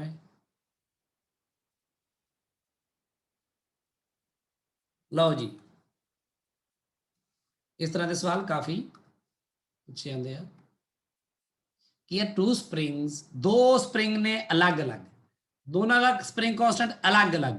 ਸੋ ਇੱਕ ਸਪ੍ਰਿੰਗ ਦਾ ਨਾਮ ਰੱਖੋ 1, ਇੱਕ ਸਪ੍ਰਿੰਗ ਦਾ ਨਾਮ ਰੱਖੋ 2। ਪਹਿਲੇ ਸਪ੍ਰਿੰਗ ਦੀ ਜਿਹੜੀ ਸਪ੍ਰਿੰਗ ਕਾਂਸਟੈਂਟ ਹੈਗੀ ਆ 9 ਨਿਊਟਨ ਪਰ ਮੀਟਰ ਹੈ, ਦੂਜੇ ਦੀ ਸਪ੍ਰਿੰਗ ਕਾਂਸਟੈਂਟ ਜਿਹੜੀ ਹੈਗੀ ਆ ਉਹ 16 ਨਿਊਟਨ ਪਰ ਮੀਟਰ। 16 ਨਿਊਟਨ ਪਰ ਮੀਟਰ। ਉਹ ਉਹਨਾਂ ਨੂੰ ਸਟ੍ਰੈਚ ਕੀਤਾ ਗਿਆ ਬਾਈ ਫੋਰਸਿਸ F1 ਐਂਡ F2। ਸੋ ਜਦੋਂ ਵੀ ਕਿਸੇ ਸਪ੍ਰਿੰਗ ਨੂੰ ਸਟ੍ਰੈਚ ਕੀਤਾ ਜਾਂਦਾ ਹੈ ਤਾਂ ਜਿੰਨੇ ਫੋਰਸ ਨਾਲ ਉਹਨੂੰ ਸਟ੍ਰੈਚ ਕੀਤਾ ਜਾਂਦਾ ਆ, ਬੇਸਿਕਲੀ ਸਪ੍ਰਿੰਗ ਫੋਰਸ ਵੀ ਉਹਦੇ ਬਰਾਬਰ ਹੀ ਆਉਂਦਾ ਹੈ ਨਾ। Yes sir. ਮੰਨ ਲਓ ਇਹਦੀ ਸਟ੍ਰੈਚਿੰਗ X1 ਹੋਈ ਹੈ ਹਨਾ, ਮੈਨੂੰ ਕੀ ਪਤਾ ਕਿੰਨੀ ਹੋਈ ਹੈ, ਮੈਂ ਤਾਂ ਵੈਸੇ ਤਾਂ ਕਹਿ ਰਿਹਾ। ਤੇ ਦੂਜੇ ਨੂੰ F2 ਨਾਲ ਕੀਤਾ ਤਾਂ ਉਹਦੇ ਵਿੱਚ ਫੋਰਸ ਕਿੰਨਾ ਆਇਆ? K2X2। K2X2, ਠੀਕ ਹੈ। ਤਾਂ K2 ਵੀ ਗਿਵਨ ਹੀ ਹੈ ਆਪਾਂ ਨੂੰ, ਤੇ ਇਹ ਚ ਮੰਨ ਲਓ X2 ਸਪ੍ਰਿੰਗ ਹੋਈ ਹੈ। Value of F1 ratio F2 ਪਤਾ ਕਦੋਂ ਪਤਾ ਕਰਨੀ? till they have same potential energy, ਮਤਲਬ ਦੋਨਾਂ ਦੀ potential energy same ਹੈ। ਤਾਂ ਇਹਦੀ potential energy ਸਪ੍ਰਿੰਗ ਦੀ ਕਿੰਨੀ ਹੋਏਗੀ? Half K1X1 Square. ਇਹਦੀ potential energy ਕਿੰਨੀ ਹੋਏਗੀ? Half K2X2 Square. potential એનર્ਜੀਆਂ ਜਿਹੜੀਆਂ ਨੇ ਇਹ ਬਰਾਬਰ ਨੇ, ਤੇ ਇਹਨਾਂ ਦਾ ਰੇਸ਼ੋ ਮੈਂ ਪਤਾ ਕਰਨਾ ਫੋਰਸਿਸ ਦਾ। K1 K2 ਮੈਨੂੰ ਗਿਵਨ ਨੇ, ਤੇ potential એનર્ਜੀ ਨੂੰ ਇਕੁਏਟ ਕਰ ਲਈਏ। Yes sir. ਠੀਕ ਹੈ, ਤੇ ਹਾਫ ਕੱਟ ਦਈਏ, ਤੇ x1 ਬਟਾ x2 ਦਾ ਸਕੁਅਰ ਬੇਸਿਕਲੀ K2 ਬਟਾ K1 ਨਹੀਂ ਆ ਜਾਏਗਾ? Yes sir. K2 ਕਿੰਨਾ ਆ?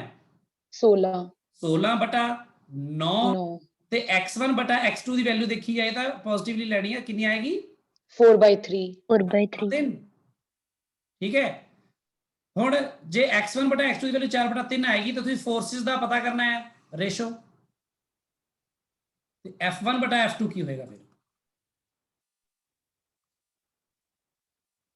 ਹੋਏਗਾ ਯੈਸ ਸਰ। ਤੁਹਾਨੂੰ 9 ਆ, K2 16 ਆ, ਤੇ x1 ਬਟਾ x2 ਦੀ ਵੈਲਿਊ ਕਿੰਨੀ ਆਈ ਇੱਥੋਂ ਦੇਖੋ? 4/3। 3/4 ਆ ਰਿਹਾ। ਠੀਕ ਹੈ ਗੱਲ। ਸੋ ਜਦੋਂ ਆਪਾਂ ਰੇਸ਼ੋ ਕਰਦੇ ਹਾਂ, ਪਰ ਆਪਾਂ ਕਈ ਵਾਰ ਇੱਕ ਹੋਰ ਤਰ੍ਹਾਂ ਵੀ ਰਿਲੇਟ ਕਰਦੇ ਹਾਂ ਚੀਜ਼ਾਂ ਨੂੰ। ਕਿਵੇਂ ਕਰਦੇ ਹਾਂ ਦੇਖੋ, ਮੈਂ ਤੁਹਾਨੂੰ ਦੱਸ ਦਿੰਦਾ, ਇਹਦੀ ਇੱਕ ਹੋਰ ਵੀ ਰਿਲੇਸ਼ਨ ਵੀ ਨਾਲ ਦੱਸਦਾ ਤੁਹਾਨੂੰ, ਇੱਕ ਇਹੀ ਸਵਾਲ ਦੇ ਵਿੱਚ।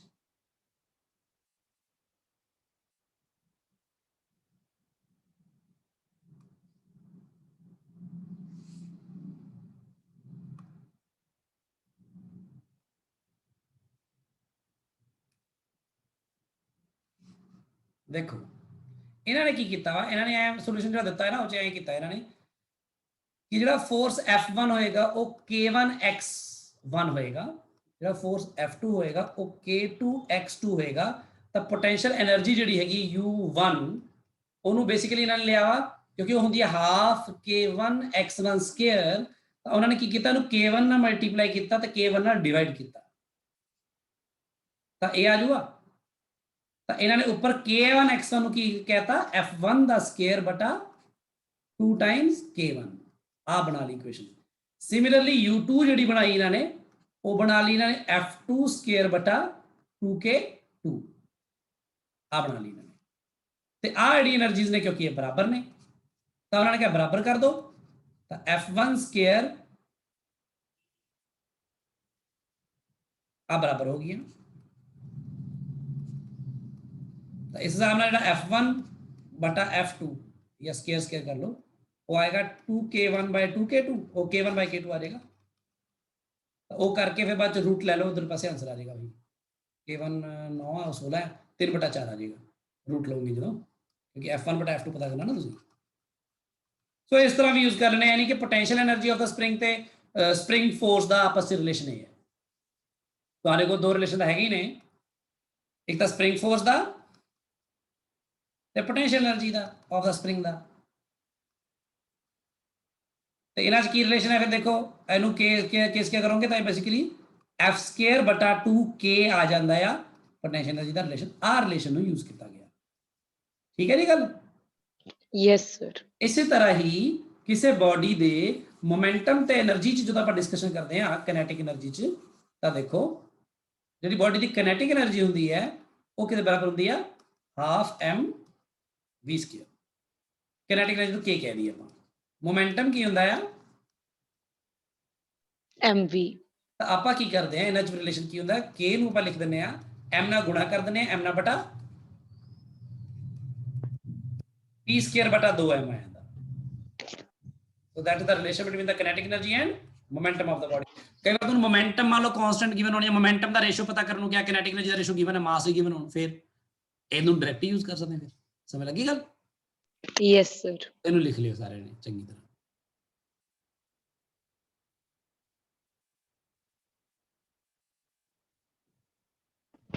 ਸਰ 9th ਕੁਐਸਚਨ ਕਰਵਾ ਦਿਓ ਇੱਕ ਵਾਰੀ।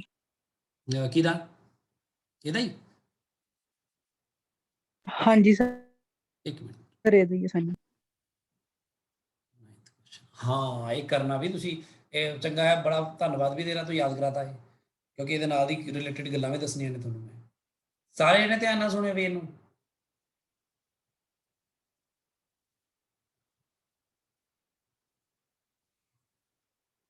ਦੇਖੋ ਮੇਰੀ ਗੱਲ ਸੁਣੋ ਧਿਆਨ ਨਾਲ। ਜਦੋਂ ਆਪਾਂ ਆਮ ਕਰਕੇ ਪੋਟੈਂਸ਼ੀਅਲ એનર્ਜੀ ਬਾਰੇ ਗੱਲ ਕਰਦੇ ਆ ਕਿਸੇ ਵੀ ਬਾਡੀ ਦੀ, ਤਾਂ ਬਾਡੀ ਦਾ ਮਾਸ m ਹੁੰਦਾ ਹੈ ਤੇ ਆਪਾਂ ਉਹਨੂੰ ਪੋਟੈਂਸ਼ੀਅਲ એનર્ਜੀ ਨੂੰ ਕਿਵੇਂ ਲਿਖਦੇ ਆ? mgh ਜਾਂ m-mg ਡਿਪੈਂਡਿੰਗ ਔਨ ਐਨੀਥਿੰਗ। ਜਦੋਂ ਆਪਾਂ ਕੋਈ ਗੱਲ ਕਰੀਏ ਕਿ ਕੋਈ ਰੋਡ ਹੈ, ਮੰਨ ਲਓ ਕੋਈ ਰੋਡ ਇਸ ਤਰ੍ਹਾਂ ਯੂਨੀਫਾਰਮ ਰੋਡ ਹੈ, ਯੂਨੀਫਾਰਮ ਰੋਡ, ਤੇ ਮੰਨ ਲਓ ਯੂਨੀਫਾਰਮ ਰੋਡ ਦਾ ਮਾਸ m ਹੈ ਤੇ ਲੈਂਥ ਮੰਨ ਲਓ l ਹੈ ਜਾਂ ਹਾਈਟ h ਹੈ ਮੰਨ ਲਓ, ਠੀਕ ਹੈ, ਤੇ ਉਹ ਕਿਸੇ ਵੀ ਜਗ੍ਹਾ ਤੇ ਇਸ ਤਰ੍ਹਾਂ ਖੜੀ ਹੋਵੇ ਰੋਡ। ਮੰਨ ਲਓ ਆਹ ਜਿਹੜੀ ਆ ਆਪਣੀ ਆਹੀ ਰੈਫਰੈਂਸ ਲਾਈਨ ਹੈ, ਮੰਨ ਲਓ ਰੈਫਰੈਂਸ ਲਾਈਨ। ਮੈਂ ਕੱਲ ਪੈਨ ਦੀ ਗੱਲ ਕਰ ਰਿਹਾ, ਚਾਹੇ ਪੈਨ ਖੜਾ ਹੋਵੇ ਯਾਰ, ਤਾਂ ਆਹ ਜਿਹੜਾ ਇਹਦਾ ਪੂਰਾ ਮਾਸ m ਹੈ, ਇਹਦਾ ਪੂਰਾ ਮਾਸ m ਹੈ, ਪੂਰੀ ਰੋਡ ਦਾ ਮਾਸ m ਹੈ ਤੇ ਹਾਈਟ h ਹੈ। ਤਾਂ ਅਸੀਂ ਕੀ ਕਰਦੇ ਹਾਂ, ਇਹਦੀ ਪੋਟੈਂਸ਼ੀਅਲ એનર્ਜੀ ਕਿਵੇਂ ਪਤਾ ਕਰਦੇ ਹਾਂ? ਦੇਖੋ ਧਿਆਨ ਨਾਲ, potential energy is equal to rod ਦਾ ਮਾਸ, ਗ੍ਰੈਵਿਟੀ, ਤੇ ਇਹਦੇ ਨਾਲ ਜਿਹੜੀ ਇਹਦਾ ਮਿਡ ਪੁਆਇੰਟ ਹੁੰਦਾ ਨਾ, ਇਸ ਤੇ ਆਪਾਂ ਇਹਦਾ ਸੈਂਟਰ ਆਫ ਮਾਸ ਮੰਨ ਕੇ ਚੱਲਦੇ। ਮੈਂ ਸੈਂਟਰ ਆਫ ਮਾਸ ਕਰਵਾਉਂਗਾ ਤੁਹਾਨੂੰ ਅੱਗੇ ਆ ਕੇ। ਫਿਰ ਆ ਤੁਸੀਂ ਯਾਦ ਰੱਖਣਾ ਕਿ ਪੂਰੀ ਰੋਡ ਦਾ ਹਾਈਟ ਤੁਸੀਂ i ਲਓਗੇ, ਇਹ ਕੀ ਲਓਗੇ? h ਬਟਾ 2 ਲਓਗੇ। ਇਹ ਕਲੀਅਰ ਹੈ ਗੱਲ? ਕਿਉਂਕਿ ਪੂਰੀ ਰੋਡ ਜਿਹੜੀ ਹੈ, ਰੋਡ ਪੂਰੀ ਇੱਕ ਪੁਆਇੰਟ ਆਬਜੈਕਟ ਨਹੀਂ ਨਾ ਹੈਗਾ, ਇਹ ਪੁਆਇੰਟ ਦੀ ਤਰ੍ਹਾਂ ਤਾਂ ਹੈ ਨਹੀਂ ਕਿ ਇਹ। ਤੇ ਜੇ ਤੁਸੀਂ ਦੇਖੋਗੇ ਤਾਂ ਰੋਡ ਦਾ ਸਭ ਤੋਂ ਉੱਪਰਲਾ ਪੋਰਸ਼ਨ ਜੇ ਇੰਨਾ ਕੁ ਲੈ ਲਓ, ਮੰਨ ਲਓ ਤੁਸੀਂ ਉਨਾ ਕੁ ਪੋਰਸ਼ਨ ਲੈ ਲਓ, ਮੰਨ ਲਓ ਇਹਦਾ ਮਾਸ ਮੰਨ ਲਓ m1 ਹੈ ਜਾਂ dm1 ਹੈ, ਤਾਂ ਤੁਸੀਂ ਦੱਸੋ ਇਹਦੇ ਲਈ ਹਾਈਟ ਕਿੰਨੀ ਲਓਗੇ? h। ਇਹਦੇ ਲਈ ਕਿੰਨੀ ਲਓਗੇ? 0 ਹੈ ਨਾ। ਫਿਰ ਅਗਲਾ ਪੋਰਸ਼ਨ ਲਓਗੇ ਇਹਦੇ ਲਈ, ਤੇ ਉਹਦੀ ਲਈ ਹਾਈਟ ਕੁਝ ਹੋਰ ਹੋਏਗੀ, ਇਸ ਪੋਰਸ਼ਨ ਦੀ ਹਾਈਟ ਕੁਝ ਹੋਰ ਹੋਏਗੀ। ਸਭ ਬੇਸਿਕਲੀ ਕੀ ਕਰਦੇ ਆਪਾਂ? ਹਾਈਟ ਦਾ ਆਪ ਮੀਨ ਲੈ ਲੈਣੇ, ਸਮਝ ਲਓ ਮਿਡ ਪੁਆਇੰਟ ਲੈ ਲੈਣੇ ਆ, ਉਹਨੂੰ ਮੰਨ ਲੈਣੇ ਆ ਹਾਈਟ, ਤੇ ਸਾਰੀ ਰੋਡ ਦਾ ਮਾਸ ਮੰਨ ਲੈਣੇ ਇੱਥੇ ਕੰਸੈਂਟਰੇਟਡ ਆ, ਤਾਂ ਉਹਨੂੰ mgh/2 ਲੈ ਲੈਣੇ। ਹਾਂਜੀ ਵੈਭਵ बोलो। सर पर इस क्वेश्चन में तो सर हम ऐसे मिड पॉइंट नहीं ले सकते कि सर नहीं, इस क्वेश्चन की बात नहीं कर रहा मैं इस क्वेश्चन की बात कर ही नहीं रहा हूँ। ओके सर, ओके, मैं तो इसकी बात कर रहा हूँ, वैसे जनरली बात कर रहा हूँ। ओके सर, ठीक है, तो जैसे आप एक और बात कर लेता हूँ आपसे, जैसे पहले मैं क्वेश्चन पे बाद में आता हूँ। मान लो कि ये एक टेबल है एंड टेबल के ऊपर एक कोई ਇਹਦੇ ਉੱਪਰ ਉਹ ਸੰਗਲ ਪਿਆ ਹੋਇਆ, ਕੀ ਕਹਿੰਦੇ, ਜੰਜੀਰ ਪਈ ਹੋਈ ਹੈ, ਠੀਕ ਹੈ, ਯੂਨੀਫਾਰਮ ਹੈ ਉਹ ਵੀ, ਸਾਰੇ ਮਣ ਕੇ ਉਹਦੇ ਜਿਹੜੇ ਬਰਾਬਰ ਉਹ ਮਤਲਬ weight ਦੇ ਉਹਦੇ ਨੇ, ਐ ਕਰਕੇ ਪਈ ਹੋਈ ਹੈ। ਤੇ ਇਹਦੀ ਜਿਹੜੀ ਲੰਬਾਈ ਹੈ, ਇਹਦੀ ਲੰਬਾਈ ਦਾ 1/3 ਹਿੱਸਾ ਤਾਂ ਲਟਕਿਆ ਹੋਇਆ ਵਾ ਤੇ 2/3 ਹਿੱਸਾ ਉਹਦੇ ਉੱਪਰ ਆ, ਠੀਕ ਹੈ ਜੀ।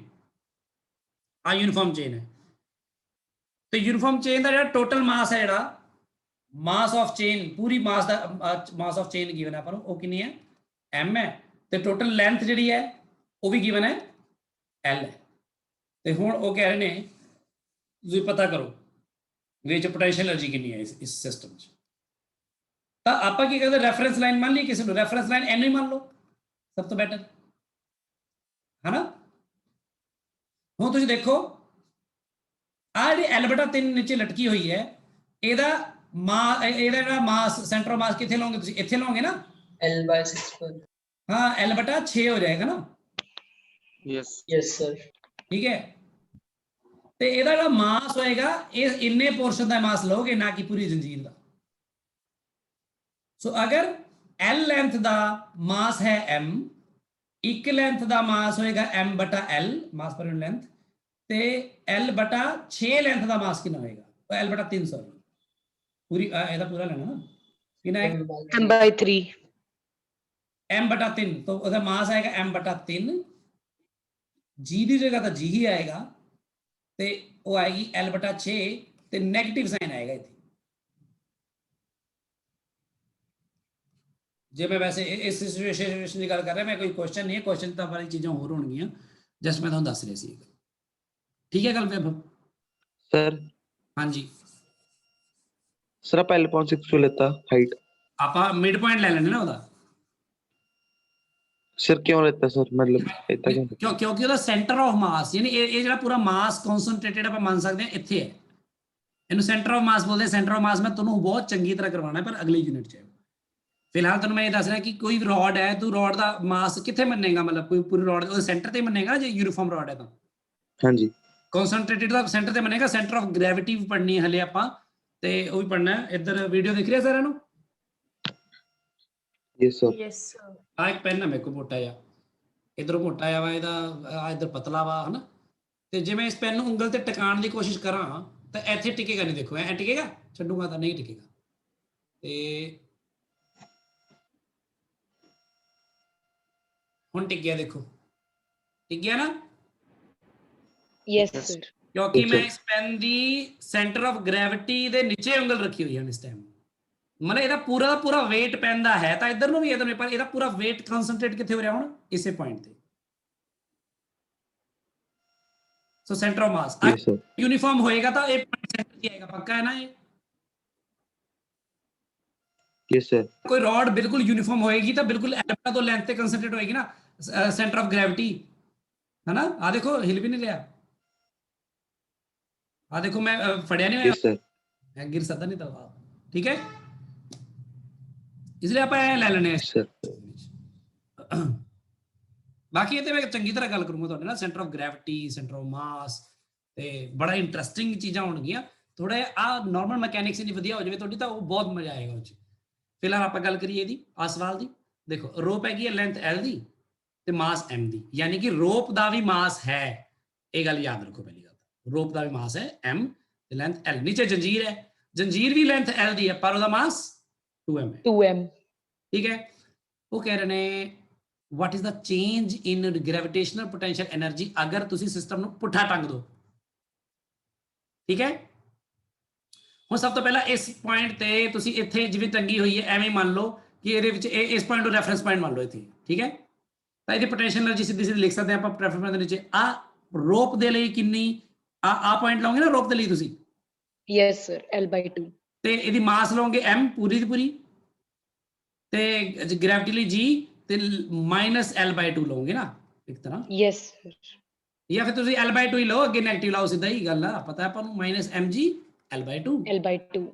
ਇਹ ਦੀ ਪੋਟੈਂਸ਼ੀਅਲ એનર્ਜੀ ਆ ਗਈ। ਪਰ ਜਦੋਂ ਤੁਸੀਂ ਇਹਦੀ ਗੱਲ ਕਰੋਗੇ ਪੋਟੈਂਸ਼ੀਅਲ એનર્ਜੀ ਦੀ, ਤਾਂ ਇਹਦਾ ਮਾਸ ਕਨਸੈਂਟਰੇਟਡ ਕਿੱਥੇ ਮੰਨੋਗੇ? ਇੱਥੇ। ਤਾਂ ਇਹਦਾ ਮਾਸ ਕਿੰਨਾ ਆਏਗਾ? 2m g, ਤੇ ਇਹਦੀ ਹਾਈਟ ਕਿੰਨੀ ਲਈ ਜਾਏਗੀ ਹੁਣ ਇੱਥੋਂ ਲੈ ਕੇ ਇਹਦੇ ਸੈਂਟਰ ਤੱਕ? ਕਿੰਨੀ ਆਏਗੀ? L/2। ਤਾਂ ਇਹ ਕਿੰਨੀ ਆ ਜਾਏਗੀ? ਇਹ 2 ਨਾਲ 2 ਕੱਟ ਦੋ, -3mgl। ਸੋ ਇਹਦੀ ਇਨੀਸ਼ੀਅਲ ਪੋਟੈਂਸ਼ੀਅਲ એનર્ਜੀ ਜਿਹੜੀ ਇਸ ਕੇਸ 'ਚ ਆਏਗੀ -mgl/2 -3mgl ਆਏਗੀ, ਇਹ ਪੂਰੇ ਸਿਸਟਮ ਦੀ। ਹੁਣ ਇਹ ਸਿਸਟਮ ਨੂੰ ਪੁੱਠਾ ਟੰਗ ਦੋ। ਜਦੋਂ ਪੁੱਠਾ ਟੰਗ ਦੋਗੇ ਤਾਂ ਸੰਗਲ ਆ ਜਾਏਗਾ ਉੱਪਰ ਤੇ ਰੋਪ ਆ ਜਾਏਗੀ ਨੀਚੇ, ਆਈ ਹੋਏਗਾ।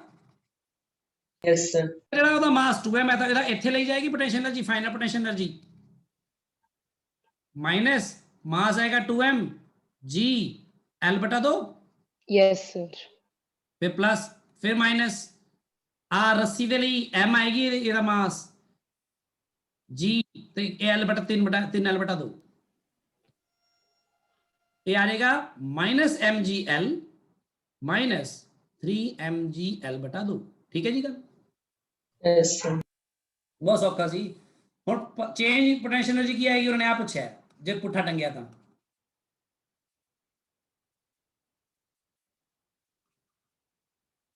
माइनस करोगे ऊपरले प्लस प्लस होने ना दोनों। Yes sir.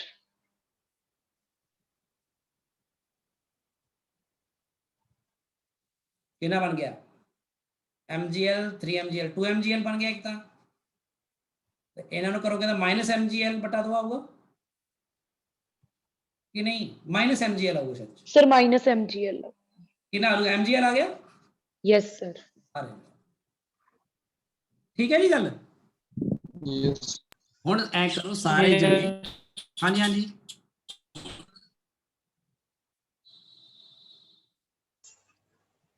सर एक बार 9th का ग्राफ चेक करना तो सही है सर।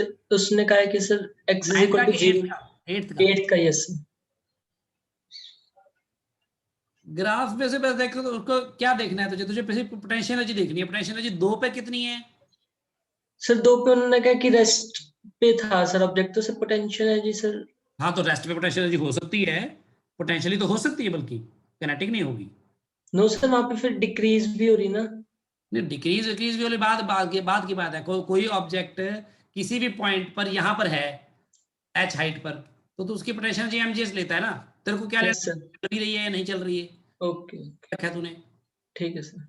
ठीक है, तो यहाँ पर उसकी पोटेंशियल किनेटिक एनर्जी 0 है क्योंकि रेस्ट पे है, पहले उन्होंने बता दिया। Yes sir. ठीक है, और पोटेंशियल एनर्जी ये 6 है। और यस सर। 5 पर पूछा है उन्होंने। 5 पर देखो पोटेंशियल एनर्जी कितनी है? 2 है। 2 और आपको पता है कि अगर पहले पोटेंशियल 6 से 2 हो गई तो 4 कम हो गई। Yes sir. तो 4 क्या बढ़ गया होगा? Kinetic energy. तो उस ऑब्जेक्ट की जो, क्योंकि वो किनेटिक एनर्जी पहले 0 थी तो वो 4 जो लाएगी। Yes sir. m पुट कर देना, v निकाल लेना। ठीक है। Yes sir.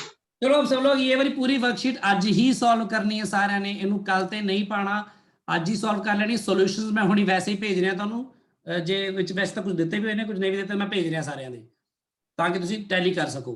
ਉਸ ਤੋਂ ਬਾਅਦ ਆਪਾਂ ਅਗਲਾ ਜਿਹੜਾ ਪੋਰਸ਼ਨ ਹੈ ਉਹ ਕੱਲ ਮੈਂ ਕਰਵਾ ਕੇ ਕੋਲੀਜ਼ਨ ਦਾ ਤੁਹਾਨੂੰ ਤੇ ਵਰਟੀਕਲ ਸਰਕੂਲਰ ਮੋਸ਼ਨ ਵਗੈਰਾ ਹੋ ਸਕਦਾ ਨਾਲ ਹੀ ਕਰਾ ਦਾਂ, ਉਹ ਮੈਂ ਉਹਦੀ ਵਰਕਸ਼ੀਟ ਵੀ ਕੱਲ ਹੀ ਦੇ ਦੂੰਗਾ ਤਾਂ ਕਿ ਸ਼ਨੀਵਾਰ ਐਤਵਾਰ ਚੰਗੀ ਤਰ੍ਹਾਂ ਕੰਮ ਕਰ ਸਕੋ ਤੁਸੀਂ। सर ਹਾਂਜੀ सर पर उरे काइनेटिक एनर्जी जरूरी तो नहीं कि उन्नी ਵਧੂਗੀ जिन्नी पोटेंशियल एनर्जी घटू।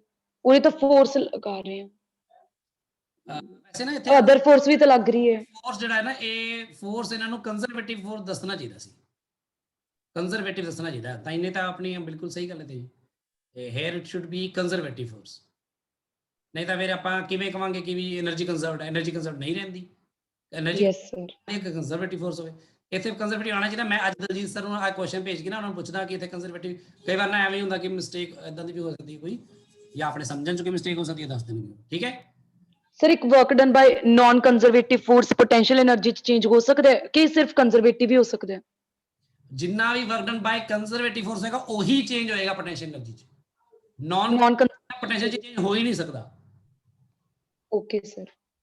तो जिन्ना मर्जी एक बॉक्स ਨੂੰ ਲੈ ਕੇ ਫਲੋਰ ਤੇ ਇਧਰ ਉਧਰ ਘੁਮਾਈ ਜਾ ਧੱਕੇ ਮਾਰ ਕੇ ਅਗੇਂਸਟ ਫ੍ਰਿਕਸ਼ਨ, ਤੇ ਉਹਦੇ ਬਾਕਸ 'ਚ ਕੋਈ ਪੋਟੈਂਸ਼ੀਅਲ એનર્ਜੀ ਨਹੀਂ ਆਣੀ। ਜਦ ਤੂੰ ਬਾਕਸ ਨੂੰ ਚੱਕ ਕੇ ਉੱਪਰ ਲੈ ਕੇ ਜਾਏਂਗੀ ਫਿਰ ਉਹ ਅਗੇਂਸਟ ਗ੍ਰੈਵਿਟੀ ਹੋ ਗਿਆ, ਗ੍ਰੈਵਿਟੀ ਦਾ ਜਿਹੜਾ ਫੋਰਸ ਹੋਏਗਾ ਗ੍ਰੈਵਿਟੀ ਦੇ ਅਗੇਂਸਟ ਵਾਲਾ ਉਹ ਚ ਸਟੋਰ ਹੋਏਗਾ as a potential energy. Okay sir.